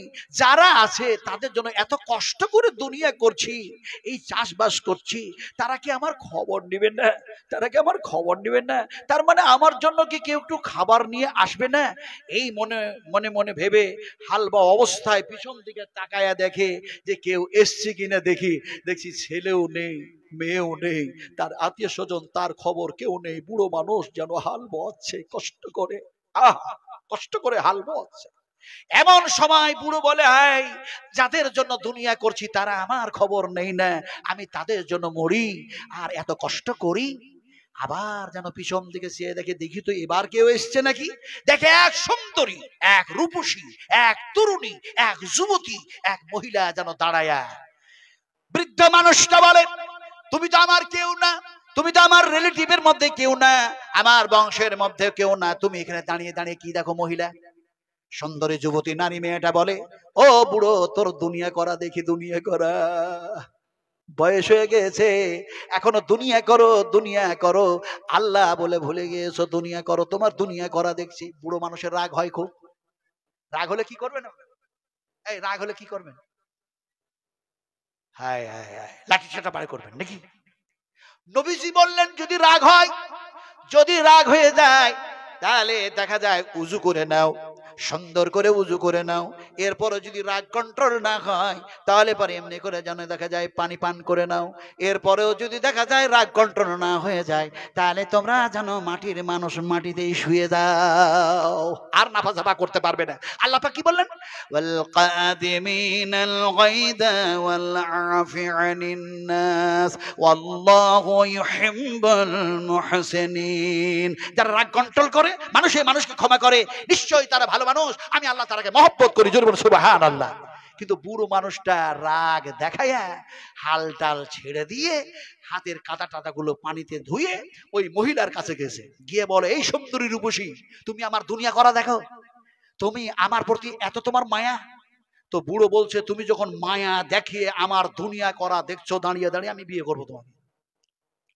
হায় হায় হায় হায়, এমনি তো মরে দুনিয়া করতে গিয়ে, এখন বুড়ো বলছে আমি তোমাকে বিয়ে করব। সুন্দরী রূপসী তরুণী মহিলা বলছে, দেখো, তুমি যদি আমরা বিয়ে করো, আমি বিয়ে করতে রাজি আছি, কিন্তু চলো কাজীর কাছে চলো, সে বিয়ে পড়াবে, আমি বিয়ে করে নেব, তুমি বিয়ে করে নেবে, দুনিয়া আরো ভালো করে করবো। দেখেন না মানুষ দুনিয়া ভালো করে করছে, মোচ সাদা হয়ে গেছে, দাড়ি সাদা হয়ে গেছে, মাথার চুল সাদা হয়ে গেছে, তারপরে যেন কালো কালো কি যেন লাগাচ্ছে না, কি কি লাগাচ্ছে না, কলপ, হ্যাঁ ঠিক, কলপ। এখন কলপ টলপ লাগাইয়া স্ত্রী সামনে গেছে, বলে, দেখো আমি কেমন যুবক। কিন্তু স্ত্রী তো ভালো করে জানে তুমি ক সেকেন্ডের যুবক, ও ভালো করে জানে, খামাখা ধোকা দেয়। নবীজি বলেছেন, খবরদার, কালো কলপ করতে পারবে না। যদি আমি নবীর সুন্নাত আদায় করো, তাহলে মেহেন্দি কালার দাড়িতে মাথাতে লাগাও, আমি নবীর সুন্নাত আদায় হয়ে যাবে। সেটা যদি না করো, তোমার দাড়ি যত পাকবে, আল্লাহ পাক তোমার সম্মান বাড়ায় দেবে। আর শুধু দুনিয়াবি সম্মান নয়, এক একটি যেন দাড়িতে আল্লাহ পাক এক একটা নূর কিয়ামতের মাঝে দান করবে। জোরে সুবহানাল্লাহ। খামাখায়রা দাড়ি রং করছে, যাক সেদিকে আমি যাবই না। আমার ভাইরা, এখন দেখা যায়, বললো চলো কাজীর কাছে চলো। কাজীর কাছে গেছে, কাজী বললো, কি করতে এসছো তোমরা? একজন বুড়ো আর একজন সুন্দরী রূপসী তরুণী, এসছো কেন? তো বুড়ো বলছে, আমি একে বিয়ে করব, তুমি ওর সাথে আমার বিয়ে পড়িয়ে দাও। কাজী বলে, সে হলো তরুণ, বয়সটা দেখা যায় কাঁচা। এমন সময় দেখা যায় সে যেন বলে, ও বুড়ো মানুষ, শোনো, এই সুন্দরী রূপসীকে তুমি বিয়ে করতে কি চাও? বলে, হ্যাঁ চাই। তাকে বললো, তুমি কি চাও? বলে, হ্যাঁ চাই।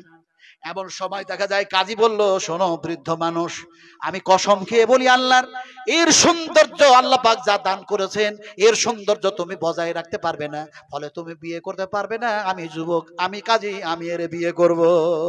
ঝগড়া শুরু করে দিল। আজকে ঝগড়া হচ্ছে না, America, Europe, Britain, Bharat, Bangla, Pakistan, বুঝুন ভালো করে, আমি অত খুলে খুলে বলবো না, ফিলিস্তিন, ইসরায়েল, ইত্যাদি ইত্যাদি, আমি দিয়ে যাবো না। ওরা ঝগড়া শুরু করলো। ওই সুন্দরী রূপসী তরুণী বলছে, এই বুড়ো ঝগড়া করো না, কাজী তুমি ঝগড়া করো না। ও একটা আয়াত ফিট করলো, কি বললো? সুন্দরী রূপসী তরুণী বলল, فَإِن تَنَازَعْتُمْ فِي شَيْءٍ فَرُدُّوهُ إِلَى اللَّهِ وَالرَّسُولِ। তোমরা যখন কোনো সমস্যায় পড়বে, তা দিয়ে ঝগড়া না করে আল্লাহ এবং আল্লাহর রাসূলের সম্মুখীন হও। কোরআন এবং হাদিস যা ডিসিশন দেয়, যা ফয়সালা দেয়, তা মাথা নত করে মেনে নাও।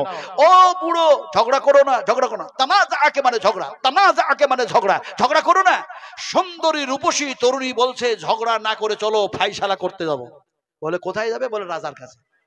রাজার কাছে গেছে, রাজাকে গিয়ে সব ঘটনা শোনালো। এখন রাজা বলল যে, বৃদ্ধ মানুষটা, তোমার জমি কতগুলো আছে? তুমি কত বিঘা জমির মালিক? বৃদ্ধ মানুষটা রেগে বলে, আপনি জানেন না আপনাকে কর দি, খাজনা দি, সব দি। আমি কত বিঘা জমির মালিক আপনি জানেন না? 110 বিঘা জমির আমি মালিক, তাই তো আমি বিয়ে করতে চেয়েছি। রাজা বলল, শোনো, সেই আল্লাহর কসম খেয়ে বলি, এমনি করে তুমি যদি 110 বিঘা কেন, এমনি করে 100 কোটি 10 লাখ একর বিঘার জমির যদি তুমি মালিক হও, তারপরেও যেন এই সুন্দরী মেয়ের যেন সৌন্দর্য বজায় রাখতে পারবে না, ফলে বুড়ো তোমাকে আমি বিয়ে করার অধিকার দিতে পারবো না। কাজী বিয়ে পরে তুই ক টাকা পাস রে? এই ক টাকা পাস? তুই য টাকা পাস তোর তো নিজেরই সংসার চলে না, এই সুন্দরী রূপসীকে বিয়ে করতে চা? আমি রাজা, আমার মালের অভাব নাই, আমি বিয়ে করব। হায় হায়, কি যেন সমস্যা। রাজা বলে আমি বিয়ে করব, এমনি করে দেখা যায় কাজী বলে আমি বিয়ে করব, চাষি যেন বৃদ্ধ মানুষ বলে আমি বিয়ে করব।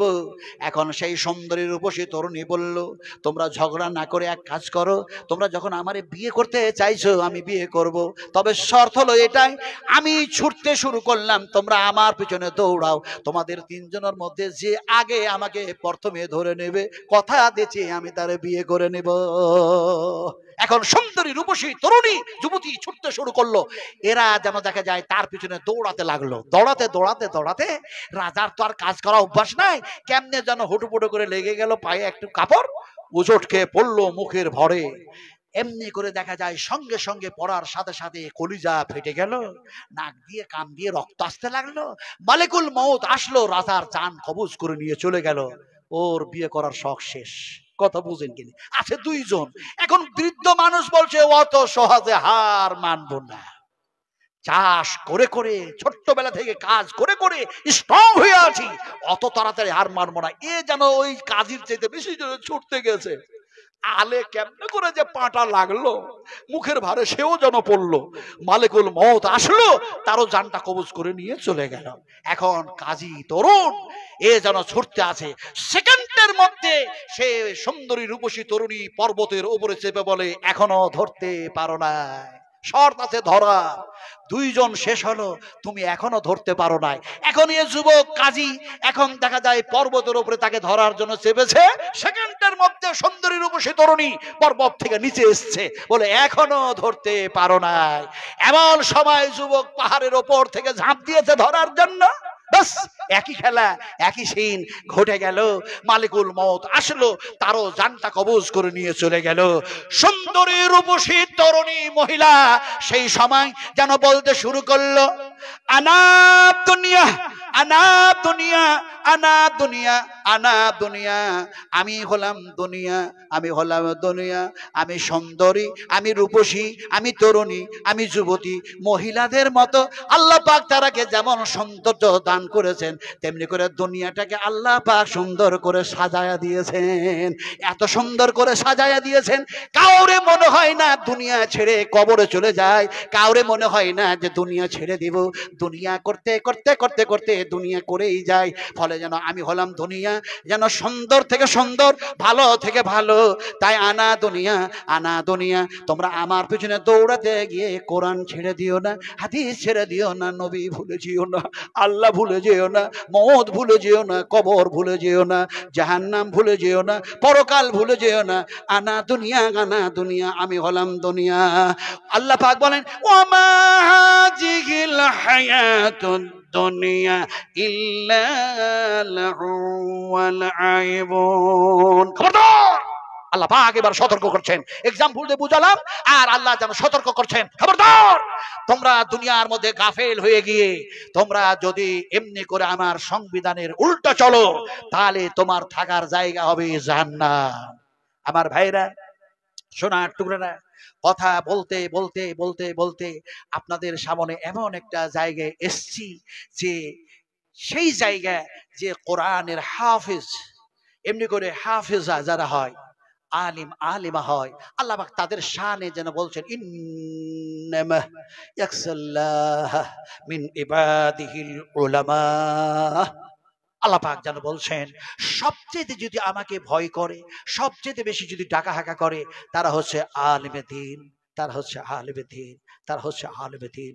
আপনারা যারা এসছেন, মাদ্রাসার সঙ্গে মহব্বত, ওলামাদের সঙ্গে মহব্বত, ইমামের সঙ্গে মহব্বত, মাদ্রাসার শিক্ষকের সঙ্গে মহব্বত, এক কথায় কাঁধে কাঁধ লাগিয়ে যদি আপনি দিনের কাজ করেন, আল্লাহর কসম খেয়ে বলি, আল্লাহর পক্ষ থেকে আপনাদের কাছে যেন রহমত আর বরকত আসমান ফেটে নাজিল হবে। জোরে বলুন সুবহানাল্লাহ। কেমনে বুঝাবো? এমনি করে বুঝায়, একদিন যেন বিশ্ব নবী মোহাম্মদ রাসূলুল্লাহ সাল্লাল্লাহু আলাইহি সাল্লামের অর্ধাঙ্গিনী, তার মানে আমাদের মা, মুমিনদের মা, তিনি যখন দেখা যায় এই দুনিয়া থেকে পরকাল গমন করছেন, ইহকাল থেকে পরকাল গমন করছেন, মৃত্যুবরণ করেছেন, সাহাবা کرام রাদিয়াল্লাহু তাআলা আনহুরা মসজিদে নববিয়ার মধ্যে কান্না করছেন, কান্না করছেন, কান্না ক্রন্দনে যারা ভেঙে পড়েছে। এমন সময় মা আয়েশা দেখা যায় জানাজার নামাজের ইমামতি কে করবে খুঁজতেছে, মানুষ খুঁজতেছে। আরে অনেক দামি দামি মানুষ আছে, অনেক ভালো ভালো মানুষ আছে, অনেক জ্ঞানী জ্ঞানী মানুষ আছে, অনেক শিক্ষিত মানুষ আছে, অনেক যেন দেখা যায় উত্তম মানুষ আছে, কিন্তু দেখা যায় যারে খুঁজছেন সে যাতে দেখা যায় একজন যেন এমনি করে কোরআনের হাফেজ হয়, যেন এমনি করে হাদিসের হাফেজ হয়। সেই মানুষটা কোথায়? অনেক সেই সময় সাহাবা کرامরা বড় বড় সাহাবী আছেন, হযরত আনাস আছেন, হযরত আব্দুর রহমান বিন আউফ আছেন, হযরত এমনি করে দেখা যায় যায়েদ বিন সামিত আছেন, হযরত যেন এমনি করে দেখা যায় মাসউদ আছেন, বড় বড় সাহাবী আছেন। তারপরও দেখা যায় হাদিসের যেন বড় হাফেজ কে আছে তারে খুঁজো। খুঁজতে খুঁজতে খুঁজতে গিয়ে ওই মসজিদে নববীর এক কোণে দেখা যায় এমন একজন তলবা, এমন একজন তালিবুল ইলম, সে যেন দেখা যায় তার মাথাটা, মুখমণ্ডলটা হাঁটুর মধ্যে ভরে দিয়ে সে যেন ডুকরে ডুকরে কাঁদতেছে। বলে নবীজি আপনি আমাকে ছেড়ে, আমাদেরকে ছেড়ে চলে গিয়েছেন, জান্নাতের মধ্যে শুয়ে আছেন, আর দেখা যায় এমনি করে আমাদের মা উম্মাহাতুল মুমিনিন মা আয়েশা মা মা বলে ডাকলেও যেন দেখা যায় মনের মধ্যে তৃপ্তি হবে। কিন্তু মা যদি চলে যায়, পার মা মা বলে কেমনে মনের মধ্যে তৃপ্তি দেব? যাদের মা আছে মায়ের সেবা করবেন, আব্বা আছে আব্বার যত্ন করবেন, স্নেহ করবেন, ভালোবাসা দিবেন। কোনটা যে হাদিস আমি বয়ান করব, আমার মাথায় হাদিস গিজগিজ করছে, কোনটা বলি? একজন যেন তরুণ যুবক, সে যেন দেখা যায় জিহাদের ময়দানে যাবার জন্য কাতারে দাঁড়ায়া, লাইনে দাঁড়ায়া, নবীজি বললেন তুমি কোথায় যাবে সাহাবী? যুবকটা বলল ইয়া রাসূলুল্লাহ, আমি জিহাদের ময়দানে যাব, আল্লাহর নৈকট্য লাভের উদ্দেশ্যে গিয়ে আমি যেন দেখা যায় শহীদ হয়ে যাব। নবীজি বললেন তোমার কেউ নাই? ওই সাহাবীটি বললেন দুইজন ছিল, একজন পিতা, একটি যেন মাতা, তার মধ্যে পিতা যেন অমুক জিহাদের ময়দানে শহীদ হয়ে গিয়ে আল্লাহর কাছে জমা হয়ে গিয়েছেন। এ সময় দেখা যায় আমার মা আছে, আমার যেন মা আছে, আমার সে মায়ের বয়স হয়ে গিয়েছি, ফলে যেন আমি আর থাকতে চাই না, আব্বার কাছে গিয়ে সেই আল্লাহর কাছে গিয়ে জমা হয়ে যেতে চাই। নবীজি বললেন জিহাদের ময়দানে যাওয়া লাগবে না, জিহাদের ময়দানে যাওয়া লাগবে না, বাড়ি ফিরে যাও আর তোমার মায়ের খিদমত করো, সেবা করো। আমি রাসূলুল্লাহ বলছি, যে জান্নাতের আশায় তুমি ওই জায়গায় যেতে চাইছিলে, সেই জান্নাত যেন তোমার মায়ের দুই পায়ের নিচে যেন আল্লাহ রেখে দিয়েছে। এটা আমি বাংলায় বললাম। ইমাম বুখারী রাহমাতুল্লাহ আলাইহি বুখারী শরীফের মধ্যে বিশ্ব নবীর এই কথাটাকে কোট করে দেওয়া হয়েছে। ভাষাগুলি কি শুনুন।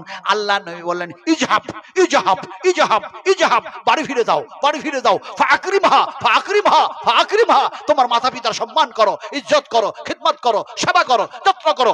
ফাইন্নাল জান্নাতা তা'তা রিজলাইহা, নবীজি বললেন সেই জান্নাত যেন তোমার মায়ের দুই পায়ের নিচে আল্লাহ রেখে দিয়েছে। আরে আমরা মায়ের খিদমত করি না, আব্বার খিদমত করি না। যে মা পেটের মধ্যে রেখে এত আদর করলো, কত কষ্ট করলো, মারে খেতে দিই না। দুনিয়া করতে করতে মা, হাই মা, যা ঋণ শোধ করা যাবে না। আমরা সবাই মিলে বলি রব্বিরহামহুমা কামা রাব্বায়ানি সাগীরা। সবাই মিলে পড়ুন রব্বিরহামহুমা কামা রাব্বায়ানি সাগীরা রব্বিগফিরলি ওয়ালিওয়ালিদাইয়া ওয়ালিল মুমিনিনা ইয়াওমা ইয়াকুমুল হিসাব। আমার ভাইরা, যে কথাটা আমি বলতেছিলাম, সেই তোলবা যেন কাঁদতেছে, হাদিসের হাফেজ যেন কাঁদতেছে। তাকে গিয়ে বলল, তুমি কান্না করো মা, মা উম্মাহাতুল মুমিনিন মা আয়েশা, তিনার জানাজার ইমামতির দায়িত্ব তোমারই দেওয়া হলো, তোমারই ইমামতি করতে হবে আজ। আল্লাহু আকবার। সহিহ হাদিস বয়ান করছি, বিশ্বাস করুন, যে তোলবা হচ্ছে হাদিসের হাফেজ, তিনি অন্য কেউ না, তিনি হলেন হযরত আবু হুরায়রা রাদিয়াল্লাহু তাআলা আনহু। সুবহানাল্লাহ। আমি যখন জান্নাতুল বাকিয়ার মধ্যে গেলাম, তখন দেখলাম 10,000 সাহাবী শুয়ে আছেন।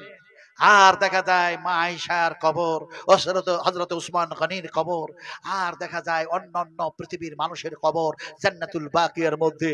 আমি সেখানে যখন গেলাম, তখন মনে পড়ে গেল নবীজির হাদিস, মনে পড়ে গেল, এই জায়গারই কথা তো নবী বলেছেন, এই জায়গাটার কথাই বলেছেন যে 70,000 এই জান্নাতুল বাকিয়া থেকে মানুষগুলি বেহিসাব জান্নাতে চলে যাবে। জোরে বলুন সুবহানাল্লাহ।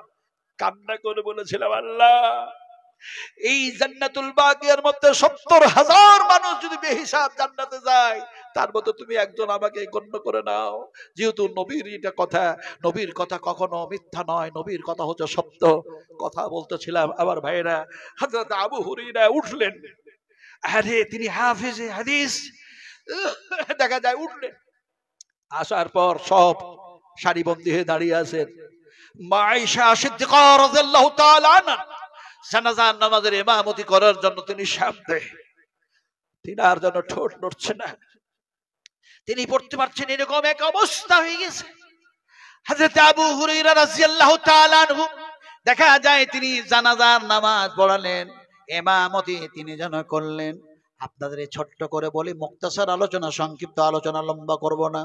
এখন দেখা যায় হযরত আবু হুরায়রা তিনি হাফেজে হাদিস, দেখা যায় হাদিসের তিনি হাফেজ ছিলেন।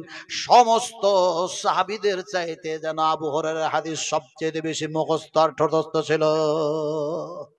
আজকে যদি জানাজার নামাজ পড়াবার প্রয়োজন পড়ে, আজকে যদি মসজিদে ইমামতি করার প্রয়োজন পড়ে, তাহলে একজন হাফেজের দরকার আছে, একজন যেন আলেমের দরকার আছে। আর হাফেজ আর আলেমের যদি দরকার থাকে, মাদ্রাসার প্রয়োজন আছে না নাই বলতে হবে। আছে না নাই? আছে না নাই? জোরে বলি নারে তাকবীর, আরো জোরে বলি নারে তাকবীর। কথা বলতেছিলাম, আজ দেখা যায় মাদ্রাসার দরকার আছে, প্রয়োজন আছে, শিক্ষা প্রতিষ্ঠানের প্রয়োজন আছে। এরপরেও দেখা যায় কেমনি এই মাদ্রাসাগুলি অচল হয়ে যায়। এর জন্য কিছু এই মাদ্রাসার শত্রু আছে না নাই? নবীর দুশমন আছে না নাই? আছে তো। আমরা নবীর দুশমন হয়ে নয়, বিশ্ব নবীর হাতের পানি পান করে জান্নাতে যেতে চাই। বলুন ইনশাআল্লাহ, আরো জোরে ইনশাআল্লাহ। কথা বলতে বলতে বলতে বলতে হয়তো রাত্রি এখন 9টা বাজে মনে হয় নাকি ভাই? হ্যাঁ হ্যাঁ, 10টা বাজতে যাই। আমি বারবার, মানে ড্রাইভার আমার মিস কল দিচ্ছেন। আমি তো বুড়ো মানুষ, ট্রেনে বাসে যাতায়াত করতে পারি না। আমার ড্রাইভার বলছে, হুজুর প্রতিদিন আর কত বলবেন, কত বলবেন? নবীজি বললেন, শোনো কম, বলো কম, আমল করো তাও বললেন না। শুধু বেশি, উত্তম আমল করো বেশি। জোরে বলুন সুবহানাল্লাহ। আমল করো না, নবীজি বলেন উত্তম আমল, যেগুলি ভালো আমল সেগুলি বেশি বেশি করে করো। লাস্ট একটা হাদিস, এইটাই মজমুনটাকে ফিনিশিং, আনকমপ্লিট মজমুন, অসম্পূর্ণ বিষয়বস্তু রেখে বিদায় নিতে হচ্ছে, যেহেতু রাত্রি 10টা বাজতে যাচ্ছে। তো লাস্টে একটা হাদিস বয়ান করে আমি দোয়া করবো ইনশাআল্লাহ, দিয়ে চলে যাব। কথাটা বলতেছিলাম কি, যে বিশ্ব নবী মুহাম্মদ রাসূলুল্লাহ সাল্লাল্লাহু আলাইহি সাল্লামের কাছে একটা দিহাতি মানুষ আসলো। আপনারা টাউনের মানুষ, আর একটা পল্লী গ্রামের মানুষ কোথা থেকে যেন আসলো, এসেই যেন বললো, আসসালামু আলাইকা ইয়া রাসূলুল্লাহ। আপনারা নবীকে সালাম দেন না? দেন তো। কাউরি মনে সাহস হয় না, তাই তো। নবীকে আবার সালাম কি দিবে? আরে নবীকে সালাম না দিলে একজন মোমেনের রাত গত হয় না, দিন গত হয় না। ওকে সালাম দিতে হবে। আপনি মক্কায় যান চাহেন না যান, মদিনায় যান চাহেন না যান, সালাম দিতেই হয়। কেমনে হয়? আপনি যেন সুন্নাত নামাজ শুরু করে দেন, অথবা নফল, অথবা বেতর, অথবা ইশরাক, অথবা চাস্ত, অথবা তাহাজ্জুদ, অথবা ফরজ। এখন তাসাহুদে বসে গিয়েছেন, আর বসে গিয়ে যেন বলছেন আত্তাহিয়াতু লিল্লাহি ওয়াসসালাওয়াতু ওয়া তাইয়্যিবাতু আসসালামু আলাইকা আইয়ুহান নবী। বুখারী শরীফ হাদিস। আপনারা আসসালামু আলাইকা আইয়ুহান নবী, নবীকে সালাম দিলেন না দিলেন না? এই দিলেন না দিলেন না? তাহলে এতক্ষণ সবাই বললেন না কেন? হ্যাঁ নবীকে সালাম দি, চিন্তায় পড়ে গেলাম, তাই তো? এই সমস্ত বিদাতি হাবিজাবি কথা বলে নাজমানা সব কোথা থেকে সব হাদিসগুলো বলো? আরে কুল্লু বিদআতিন যালালাহ ওয়া কুল্লু যালালাতিন ফিন্নার।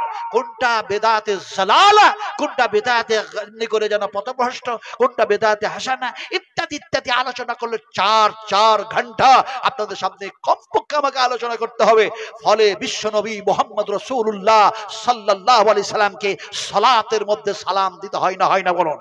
হয় না, হয় না? ফলে ভালো করে শুনুন, সেই লোকটি আসলো, পল্লী গ্রামের মানুষ, এসে বলছে আসসালামু আলাইকা ইয়া রাসূলুল্লাহ। নবীজি খেজুর খেলেন। কি খেলেন বলুন? খেজুর। আপনারা খেজুর খান না? কটা খান? একটা, দুটা, পাঁচটা, চারটা, যেমন মন তেমন, যেমন মন তেমন। যখন খেজুর খাবেন একটি হাদিস মনের মধ্যে রেখে দিবেন, এমনি করে কল্পনা জল্পনা করবেন নবীর সুন্নাত আদায় করবো না নবীর নাফরমানি করব। খেজুর তো খাচ্ছি, কিন্তু নবীর সুন্নাত আদায় করবো না নবীর নাফরমানি করব, কোনটা করব? এই নিয়ত নিয়ে যদি খেজুর খেতে যান, তাহলে পরে সেই হাদিস মনে পড়ে যাবে, আর যেন নবীর সুন্নাতটা আদায় হয়ে যাবে। আল্লাহ নবী যেন একটি খেজুর যেন খান, আর যদি প্রয়োজন থাকে আর খেজুর যদি থাকতো তাহলে 3টি খেতেন। কারণ যে নবী বলেছেন আল্লাহ হলো বিজোর, আর আল্লাহ পাক বিজোরকে ভালোবাসেন। জোরে বলুন সুবহানাল্লাহ। নবীজি শুধু বলেন নাই, যেন কাজে কামে যেন করে দেখিয়ে দিয়েছেন, আমল করে। সুবহানাল্লাহ, সুবহানাল্লাহ। এখন খেজুর খেলেন, আর খাওয়ার পর রাসূল আকরাম সাল্লাল্লাহু আলাইহি সাল্লাম শাহাদাতের আঙুলটা এটা যেন চুষলেন, লেলানিগুলি আসছে, এ দিয়ে কি হয় কি হয় ডাক্তারদেরকে জিজ্ঞাসা করবেন, নবীজি বলে দিয়েছেন। যাক, আমি সেদিকে আর যাচ্ছি না। এখন দেখা যায় বিশ্বনবী মুহাম্মদ রাসূলুল্লাহ সাল্লাল্লাহু আলাইহি সাল্লাম খাবার খাওয়ার পর তিনি একটা দোয়া পড়লেন। দোয়াটা কি বললেন? ইমাম বুখারী রাহমাতুল্লাহ আলাইহি বুখারী শরীফের মধ্যে সেই দোয়াটাকে নিয়ে এসেছেন, আমি শোনায় দিই এমনি করে যেন নবীজি দোয়া পড়লেন, আলহামদুলিল্লাহি হামদান কাসীরান তাইয়্যিবান মুবারাকান ফি গায়রা মাকফিয়ান ওয়ালা মুওয়াদ্দিয়ান ওয়ালা মুস্তাগনান আনহু রাব্বানা। আপনাদের এই দোয়া তো জানা আছে? জানা আছে তো? নাই? সব কালকে মাদ্রাসায় ভর্তি হন, সব ভর্তি হয়ে যান। কোনটা যে হাদিস বলবো? মুসলিম শরীফ হাদিস, বুখারী শরীফ হাদিস। হাদিসের রাবী যিনি বর্ণনা করছেন, বয়ান করছেন, তার নাম হলো বারা ইবনে আযাব রাদিয়াল্লাহু তাআলা আনহু। তিনি নবীর কাছে বসে আছেন। নবীজি হাতটাকে ধরলেন, আর হাত ধরে বললেন, বারা ইবনে আযাব, তোমাকে এমন একটা দোয়া শিখায়া দিব না যেটা তুমি ঘুমাবার পূর্বে পড়ে নেবে, আর যদি তোমার ঘুমের ঘরে আল্লাহ মওত দিয়ে দেয়, আমি রাসূলুল্লাহ বলছি ইসলামের ভিত্তিতে মওত হয়ে যাবে। সুবহানাল্লাহ। যেহেতু ঘুমের ঘরে তুমি তওবা করার সুযোগ পাবে না, কলমা পড়ার সুযোগ পাবে না, আল্লাহকে ডাকা হাঁকার সুযোগ পাবে না, ফলে যেন দোয়াটা যেন পড়ে শুয়ে যাবে। এখন বারা ইবনে আযাব বললেন, নবীজি আমি যে দোয়াটা পড়ে শুয়ে যাব, আর যদি আল্লাহ পাক ঘুমের ঘরে মওত দিয়ে দেয়, তাহলে পারে আমার যেন ইসলামের ফিতরাতে মওত হবে, সেই দোয়াটা কি আপনি দয়া করে দিন, আমার জন্য বড় উপহার হয়ে যাবে। নবীজি যেন বলতে শুরু করলেন, আল্লাহুম্মা নাফসি ইলাইকা ওয়াজহাতু ওয়াজহি ইলাইকা ওয়া ফাওয়াজতু আমরি ইলাইকা ওয়া আলজাতু জাহরি ইলাইকা রাগবাতান ওয়া রাহবাতান ইলাইকা লা মালজা ওয়া লা মানজা মিনকা ইল্লা ইলাইকা আল্লাহুম্মা আমানতু বিকিতাবিকাল্লাযী আনজালতা ওয়া বিনাবিয়িকাল্লাযী আরসালতা। এটা পড়ি তো? হায় হায় হায় হায়, আজকে আমরা কোথায়? আজকে আমরা কোথায়?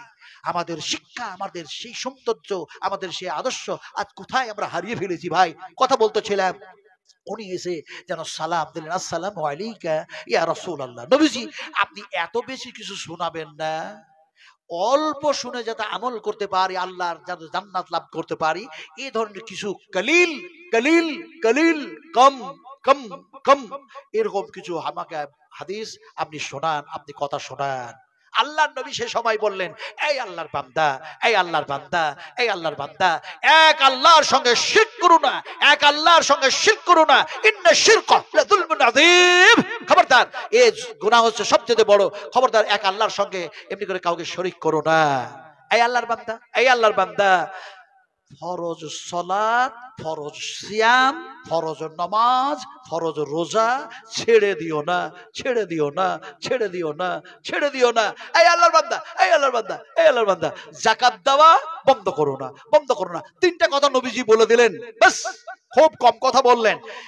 সেই মানুষটা, পল্লী গ্রামের মানুষটা শোনার সঙ্গে সঙ্গে বললেন, আল্লাহ আল্লাহ আল্লাহ ওয়াল্লাহি, আমি এক আল্লাহর কসমকে বলি ইয়া রাসূলুল্লাহ, আপনি যতটা বললেন তার কমও করব না, তার বেশিও করব না, তার কিঞ্চিত পরিমাণ কম করব না, তার কিঞ্চিত পরিমাণ বেশি করব না। কসম খেয়ে নবীর সঙ্গে কথা বলে লোকটা বিদায় নিচ্ছে। সাহাবায়ে কেরামরা সেখানে যারা বসেছিলেন লক্ষ্য করলেন সাহাবীদের দিকে, আর নবী বললেন, ও আমার সাহাবীরা, ওই মানুষটার দিকে চেয়ে দেখো, ওই মানুষটার দিকে চেয়ে দেখো, ওই মানুষটার দিকে চেয়ে দেখো, যে মানুষটি কসম খেলো আর বললো এর কমও করবো না, বেশিও করবো না। নবীজি, আমি রাসূলুল্লাহ বলছি এই লোকটা হলো জান্নাতি। আমরাও যদি নবীর কথা মোতাবেক যদি আমাদের জীবন বাস্তবায়ন করি, তার কমও না করি, তার বেশিও যদি না করি, নবী যতটা বলেছেন ততটাই যদি করি, আমরাও জান্নাতি হব। বলুন ইনশাআল্লাহ। আরো জোরে বলুন ইনশাআল্লাহ। আপনাদের কাছে বলতে চাইলাম, শুনি কম, বলবো কম, আমল করব বেশি, উত্তম আমল করবো বেশি। বলি ইনশাআল্লাহ।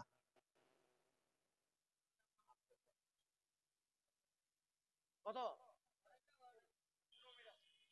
10টা 15, আরো 15 মিনিট আছে, 11টা, আরো বেড়ে গেল, 12টা পর্যন্ত। কত বোঝেন কি রে আমার ভাইরা? আল্লাহ আল্লাহ রাসূলের কথাগুলি শুনতে শুনতে আর বলতে বলতে দেখা যায় শুনতেই মন যায়, বলতেই মন যায়। কথা বুঝেন কিনে? তবে কেউ উঠবো না আমরা, আমি মুসাফির মানুষ, আপনাদের জন্য দোয়া করব। দোয়া জানেন তো, দোয়া মুসাফিররা করলে সে দোয়া আল্লাহর দরবারে কবুল হয়। আমি বলছি, নবী বলেছেন, নবী বলছেন 3 শ্রেণীর মানুষের দোয়া কবুল হয়। একটা হচ্ছে মাজলুম, একটা হচ্ছে মুসাফির, একটা পিতামাতা। পিতামাতা এমনি করে মাজলুম, এমনি করে যেন মুসাফির। তা আমি তো আনা মুসাফির মানুষ, মুসাফির মানুষ, মেহমান মানুষ আপনাদের কাছে, আর আপনারা হচ্ছেন মিজবান, মিজবান এখানকার স্থানীয় মানুষ। যাক আলহামদুলিল্লাহ, দোয়া নিয়ে যাবেন। কথাটা বলতেছিলাম যে দোয়াটা আমি দেব, সে দোয়াটা আপনাদেরকে দিব এইভাবে। একজন ভাই ওই হাফেজ সাহেবের হাতে, ওই দুজন হাফেজের হাতে 500 টাকা দিয়েছে না? হ্যাঁ দিয়েছে না? 500 টাকা দিয়েছেন। উনি চান যে হুজুর আমার জন্য দোয়া দেন। আপনাদের সকলের জন্য দোয়া দিচ্ছি, যে দোয়াটা ইমাম বুখারী রাহমাতুল্লাহ আলাইহি বুখারী শরীফের মধ্যে কোট করে দিয়েছেন। আর রাসূল করিম সাল্লাল্লাহু আলাইহি ওয়াসাল্লামের কাছে কেউ যদি দুম্বা, ছাগল, ওট, দুধ, খেজুর, সোনা, এই টাকা পয়সা এইগুলি যদি যখন হাদিয়া পাঠাতেন, রাসূল সেই দোয়াটা দিতেন। কিন্তু নবী তো নাই। নবীজি বলেছেন আমার পরে, আমার পরে, আমার পরে ওয়ারাসাতুল আম্বিয়া, ওয়ারাসাতুল আম্বিয়া, আমার ওয়ারিস, আমার ওয়ারিস সে সমস্ত আলেমে দ্বীন, আলেমে দ্বীন যারা ইসলামের উপরে, দ্বীনের উপরে, তাওহীদের উপরে কোরআন নিয়ে রিসার্চ আর গবেষণা করে মানুষের কাছে সেই এক আল্লাহর কথা বলে, নবীর কথা বলে। রাসূলুল্লাহ বলেছেন ওরা আমার ওয়ারিস, ওরা আমার ওয়ারিস। ফলে তারাই দোয়াটা দিবে। ফলে সেই দোয়াটা আমি বলবো, আপনারা শুধু আমিন আমিন করতে থাকুন। নবীজি দোয়া দিলেন, আমি সেই দোয়াটা দিচ্ছি। আল্লাহুম্মা আকসিল, আল্লাহুম্মা আকসিল, আল্লাহুম্মা আকসিল, আল্লাহুম্মা আকসিল মালাহু, মালাহু, মালাহু, মালাহু ওয়া ওয়ালাদাহু, ওয়া ওয়ালাদাহু, ওয়া ওয়ালাদাহু, ওয়া ওয়ালাদাহু, ওয়া বারিক লাহু, ওয়া বারিক লাহু, ওয়া বারিক লাহু ফিমা আতাইতাহু। ফি মানে মধ্যে, আতাইতাহু এর পূর্বে যা যা তুমি আল্লাহ এদেরকে দিয়েছো ওগুলির মধ্যে আরো আরো আরো বরকত দিয়ে দাও। জরুর আমিন, আরো ধরুন আমিন। বিশ্ব নবীর দোয়া ছিল এই দোয়া। কথাটা বলতেছিলাম আমি মুসাফির মানুষ, যদিও বলছেন যে আপনার 10টা 15 পর্যন্ত সময় আছে, আমি কিন্তু জানতাম না যে 10টা 15 পর্যন্ত, মনে ভাবছিলাম যে 10টা পর্যন্ত। তো যাক, আপনাদের সামনে এখন শুরু করব। এতক্ষণ পর্যন্ত যা বললাম 10টা পর্যন্ত, কথা বুঝেন কি নি? এবার আপনাদেরকে বলবো যে কোরআন বিশ্ব মানবের জন্য আল্লাহ পাক নাজিল করলেন, এই কোরআন কয়টা? যেহেতু হাফেজে কোরআন, যার জন্য আমার বিষয়বস্তু আজকে এইটাই, কথা বুঝেন কিনা? কোরআন কয়টা? একটা না অনেক? অনেক কোরআন তো। হায় হায় হায়, দেখতে মনে হয় প্রেসে, লাইব্রেরিতে, মসজিদে, মাদ্রাসায়, আর দেখা যায় বাড়িতে বাড়িতে অসংখ্য কোরআন, কিন্তু কোরআন হচ্ছে একটি। আছে কোথায় বলুন? আছে কোথায়? লৌহে মাহফুজ। লৌহে মাহফুজ আছে কোথায়? নবীজি বললেন লৌহে মাহফুজ আছে কোথায় শোনো, আমি নবীজি যেন তোমাদের বলে দিই, আমার উম্মতেরা শোনো ভালো করে। এমন সময় নবীজি বললেন, এই দেখো যেন কাবা, এই বেতুল হারাম, এই কাবার যেন দেখা যায় জায়গাটা হচ্ছে গোটা পৃথিবীর যেন মধ্যস্থল, একেবারে মিডিল। সমস্ত যেন দেখা যায় সমীক্ষাকারীরা সমীক্ষা করে করে সেটাই যেন বলেছে। এখন নবীজি বললেন এটা হলো মিডিল, গোটা পৃথিবীর যে দিক থেকে মাপ শুরু করবে এটাই যেন মিডিলে দাঁড়াবে কাবা। কাবার সামনাসামনি যেন আসমানে একখানি যেন দেখা যায় আর একটি মসজিদ আছে, আর একটি যেন আল্লাহর ঘর আছে, যে মসজিদে ইবাদত করে ফেরেশতারা, সেই মসজিদের নাম হলো কি? হ্যাঁ, বাইতুল মামুর। বাইতুল মামুর। নবীজি বললেন এমনি করে এখানে বাইতুল্লাহ কাবা জমিনে, আর কাবার সামনাসামনি যেন দেখা যায় যেন বাইতুল মামুর। বাইতুল মামুরের সোজাসুজি সামনাসামনি দেখা যায় যেন এমনি করে দেখা যায় সিদরাতুল মুনতাহা, এমনি করে দেখা যায় সিদরাতুল মুনতাহার সামনাসামনি দেখা যায় যেন আরশে আজিম। তারপরে দেখা যায় এমনি করে দেখা যায় লৌহে মাহফুজ, যে জায়গায় দেখা যায় একটি কোরআন রাখা হয়েছে। জোরে বলো সুবহানাল্লাহ, আরো জোরে বলো সুবহানাল্লাহ। এখন দেখা যায় কোরআন হলো একটি, আল্লাহ কয়টা? মনে হচ্ছে জানেই না, না জানার ঢং করছেন নাকি? একটু জোরে বলুন, না সন্দেহ করছেন আপনারা? আল্লাহ কয়টা? এখন কোরআন হলো একটি, আল্লাহ হলো একজন। আচ্ছা নবী মুহাম্মদ সাল্লাল্লাহু আলাইহি ওয়াসাল্লাম কয়টা? একটা। দেখুন কি অবস্থা। আল্লাহ যেমন একজন, কোরআন যেমন একটি। কোরআন মুহাম্মদ সাল্লাল্লাহু আলাইহি ওয়াসাল্লাম যার উপরে কোরআন নাজিল হলো, নবী যেন সাইয়্যিদুল মুরসালিন, তিনিও যেন একজন। এদিকে যেন মাগরিবের ফরজ নামাজ যেন বিজোর না জোর? কিছুই বলে না। এই ফজরের ফরজ নামাজ জোর না বিজোর? মাগরিবের আর বেতর নামাজগুলি জোর না বিজোর? আমি অত লম্বা ওয়াজ করব না, সময় যেন একটা আছে, নইলে কখন বলতে বলতে 12টা বেজে যেতেও পারে। কথা বুঝেন কি? আবার ভাইয়েরা, এখন দেখা যায় আল্লাহ হলেন একজন, কোরআন হলো একটি কোরআন, আর মুহাম্মদ সাল্লাল্লাহু আলাইহি সাল্লাম যেন তিনিও হলেন একজন। এবার আপনাদের বুঝতে চাইছি বাংলার মানুষ, এমন এক আল্লাহ, এমন এক আল্লাহ যার নাম হলো অনেক। কোরআন এমন একটি কোরআন, কোরআনের নাম যেন অনেক। মুহাম্মদ সাল্লাল্লাহু আলাইহি সাল্লাম একজন, মুহাম্মদ সাল্লাল্লাহু আলাইহি সাল্লামের নাম যেন অনেক। আল্লাহকে বলা হয় আল্লাহ, ইয়া রহমান, ইয়া রহিম, ইয়া মালিক, ইয়া কুদ্দুস, ইয়া সালাম, ইয়া মুমিন, ইয়া মুহাইমিন, ইয়া আজিজ, ইয়া জব্বার, ইয়া মুতাকাব্বির, ইয়া খালিক, ইয়া বারেও, এমনি করে অগণিত নাম দেখা যায় আল্লাহ সুবহানাহু ওয়া তাআলার যেন সিফাতি নাম একটার পর একটা, একটার পর একটা। এমনি দেখা যায় 116টা, এমনি দেখা যায় 114টা, ইত্যাদি ইত্যাদি। কিন্তু আল্লাহ সুবহানাহু ওয়া তাআলার নাম অসংখ্য আছে। সেই আল্লাহ হলো একজন। কোরআন যেমন একটি কোরআন, কোরআনেরও নাম যেন অনেক নাম আছে। কোরআনের নাম হলো কোরআন, কোরআনের নাম হলো ফুরকান, কোরআনের নাম হলো কোরআনুল হাকিম, কোরআনের নাম হলো কোরআনুল মাজিদ, কোরআনের নাম হলো কোরআন শরীফ, কোরআনের নাম হলো এমনি করে কোরআনুল কারীম। কোরআনের নাম যেন অনেক নাম দেওয়া হয়েছে, এছাড়াও আরো অনেক নাম যেন আছে। মুহাম্মদ সাল্লাল্লাহু আলাইহি সাল্লামের উপরে কোরআন নাজিল হয়েছে, মুহাম্মদ সাল্লাল্লাহু আলাইহি সাল্লামের নাম যেন অনেক নাম আছে। মুহাম্মদ সাল্লাল্লাহু আলাইহি সাল্লামের নাম হলো মুহাম্মদ, মুহাম্মদ সাল্লাল্লাহু আলাইহি সাল্লামের নাম হলো আহমদ, মুহাম্মদ সাল্লাল্লাহু আলাইহি সাল্লামের নাম হলো মুস্তাফা, মুহাম্মদ সাল্লাল্লাহু আলাইহি সাল্লামের নাম হলো মুস্তাবা, মুহাম্মদ সাল্লাল্লাহু আলাইহি সাল্লামের নাম হলো সাইয়্যিদুল মুরসালিন, মুহাম্মদ সাল্লাল্লাহু আলাইহি সাল্লামের নাম হলো রাসূলুন আমিন, মুহাম্মদ সাল্লাল্লাহু আলাইহি সাল্লামের নাম হলো রাসূলুন কারীম, মুহাম্মদ সাল্লাল্লাহু আলাইহি সাল্লামের নাম হলো রাহমাতাল লিল আলামিন। এছাড়াও নবীর নাম হলো সাহেব। নবীর নাম কি বললাম? নবীর নামটা যদি সাহেব না হতো, পৃথিবীর কোন মানুষ আজকে টাইটেল খুঁজে পেত না। এসডিও সাহেব, ডাক্তার সাহেব, মাস্টার সাহেব, এসপি সাহেব, এই সাহেব শব্দ খুঁজে পেত না। আল্লাহ পাক বলছেন মা দাল্লা সাহিবুকুম ওয়া মা গাওয়া ওয়া মা ইয়ানতিকু আনিল হাওয়া। আল্লাহ পাক বলেন তোমাদের কাছে যে নবী প্রেরণ করলাম, একে আমি সাহেবের লাকাব দান করে দিলাম। এই সাহেব যা ডিসিশন দেয়, যা ফয়সালা দেয়, আমি আল্লাহর সেটাই হলো ফয়সালা। দুর্বল সুবহানাল্লাহ, আরো দুর্বল সুবহানাল্লাহ। ফলে নবীর নাম যেমন অনেক, কোরআনের নাম যেমন অনেক, আল্লাহর নাম যেমন অনেক, তেমনি করে দেখা যায় এমন এক আল্লাহ, এমন একটি কিতাব, এমন এক গুণের নবীর উপরে নাজিল করলেন যে নবীর গুণাগুণ গুণাবলী অসংখ্য।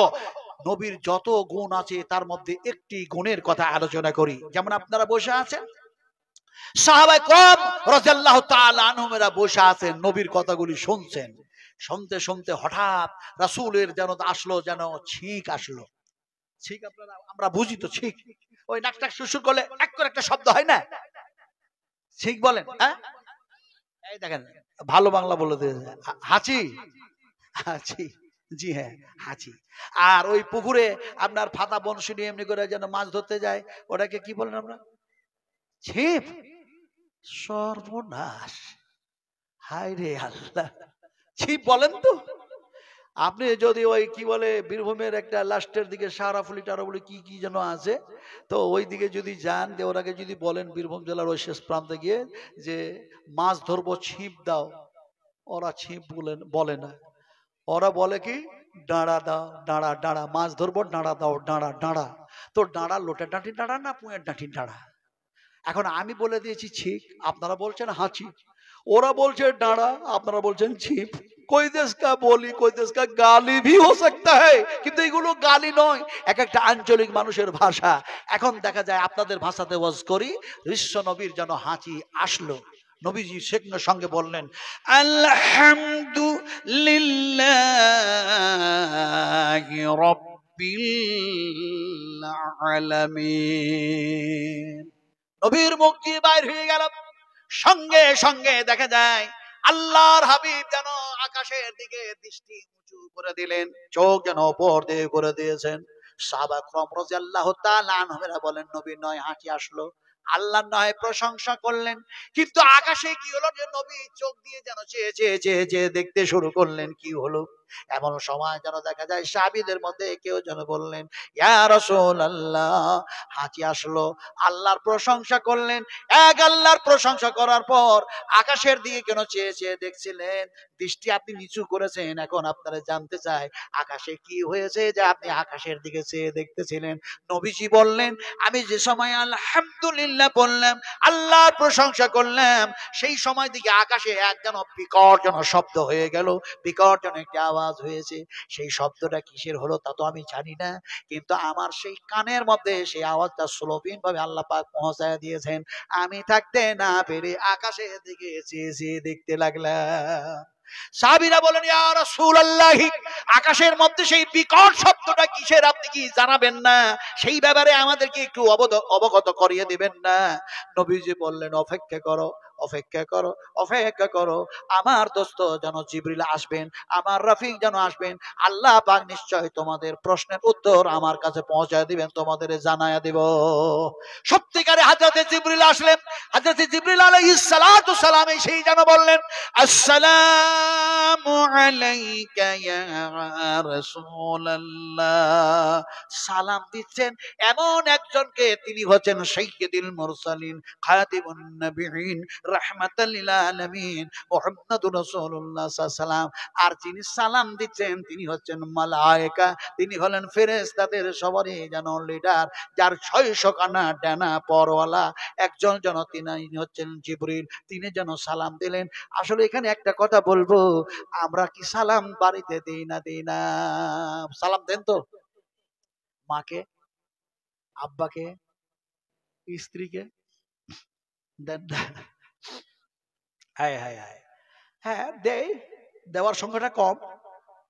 মাকে সালাম দেয় না, স্ত্রীকে সালাম দেয় না।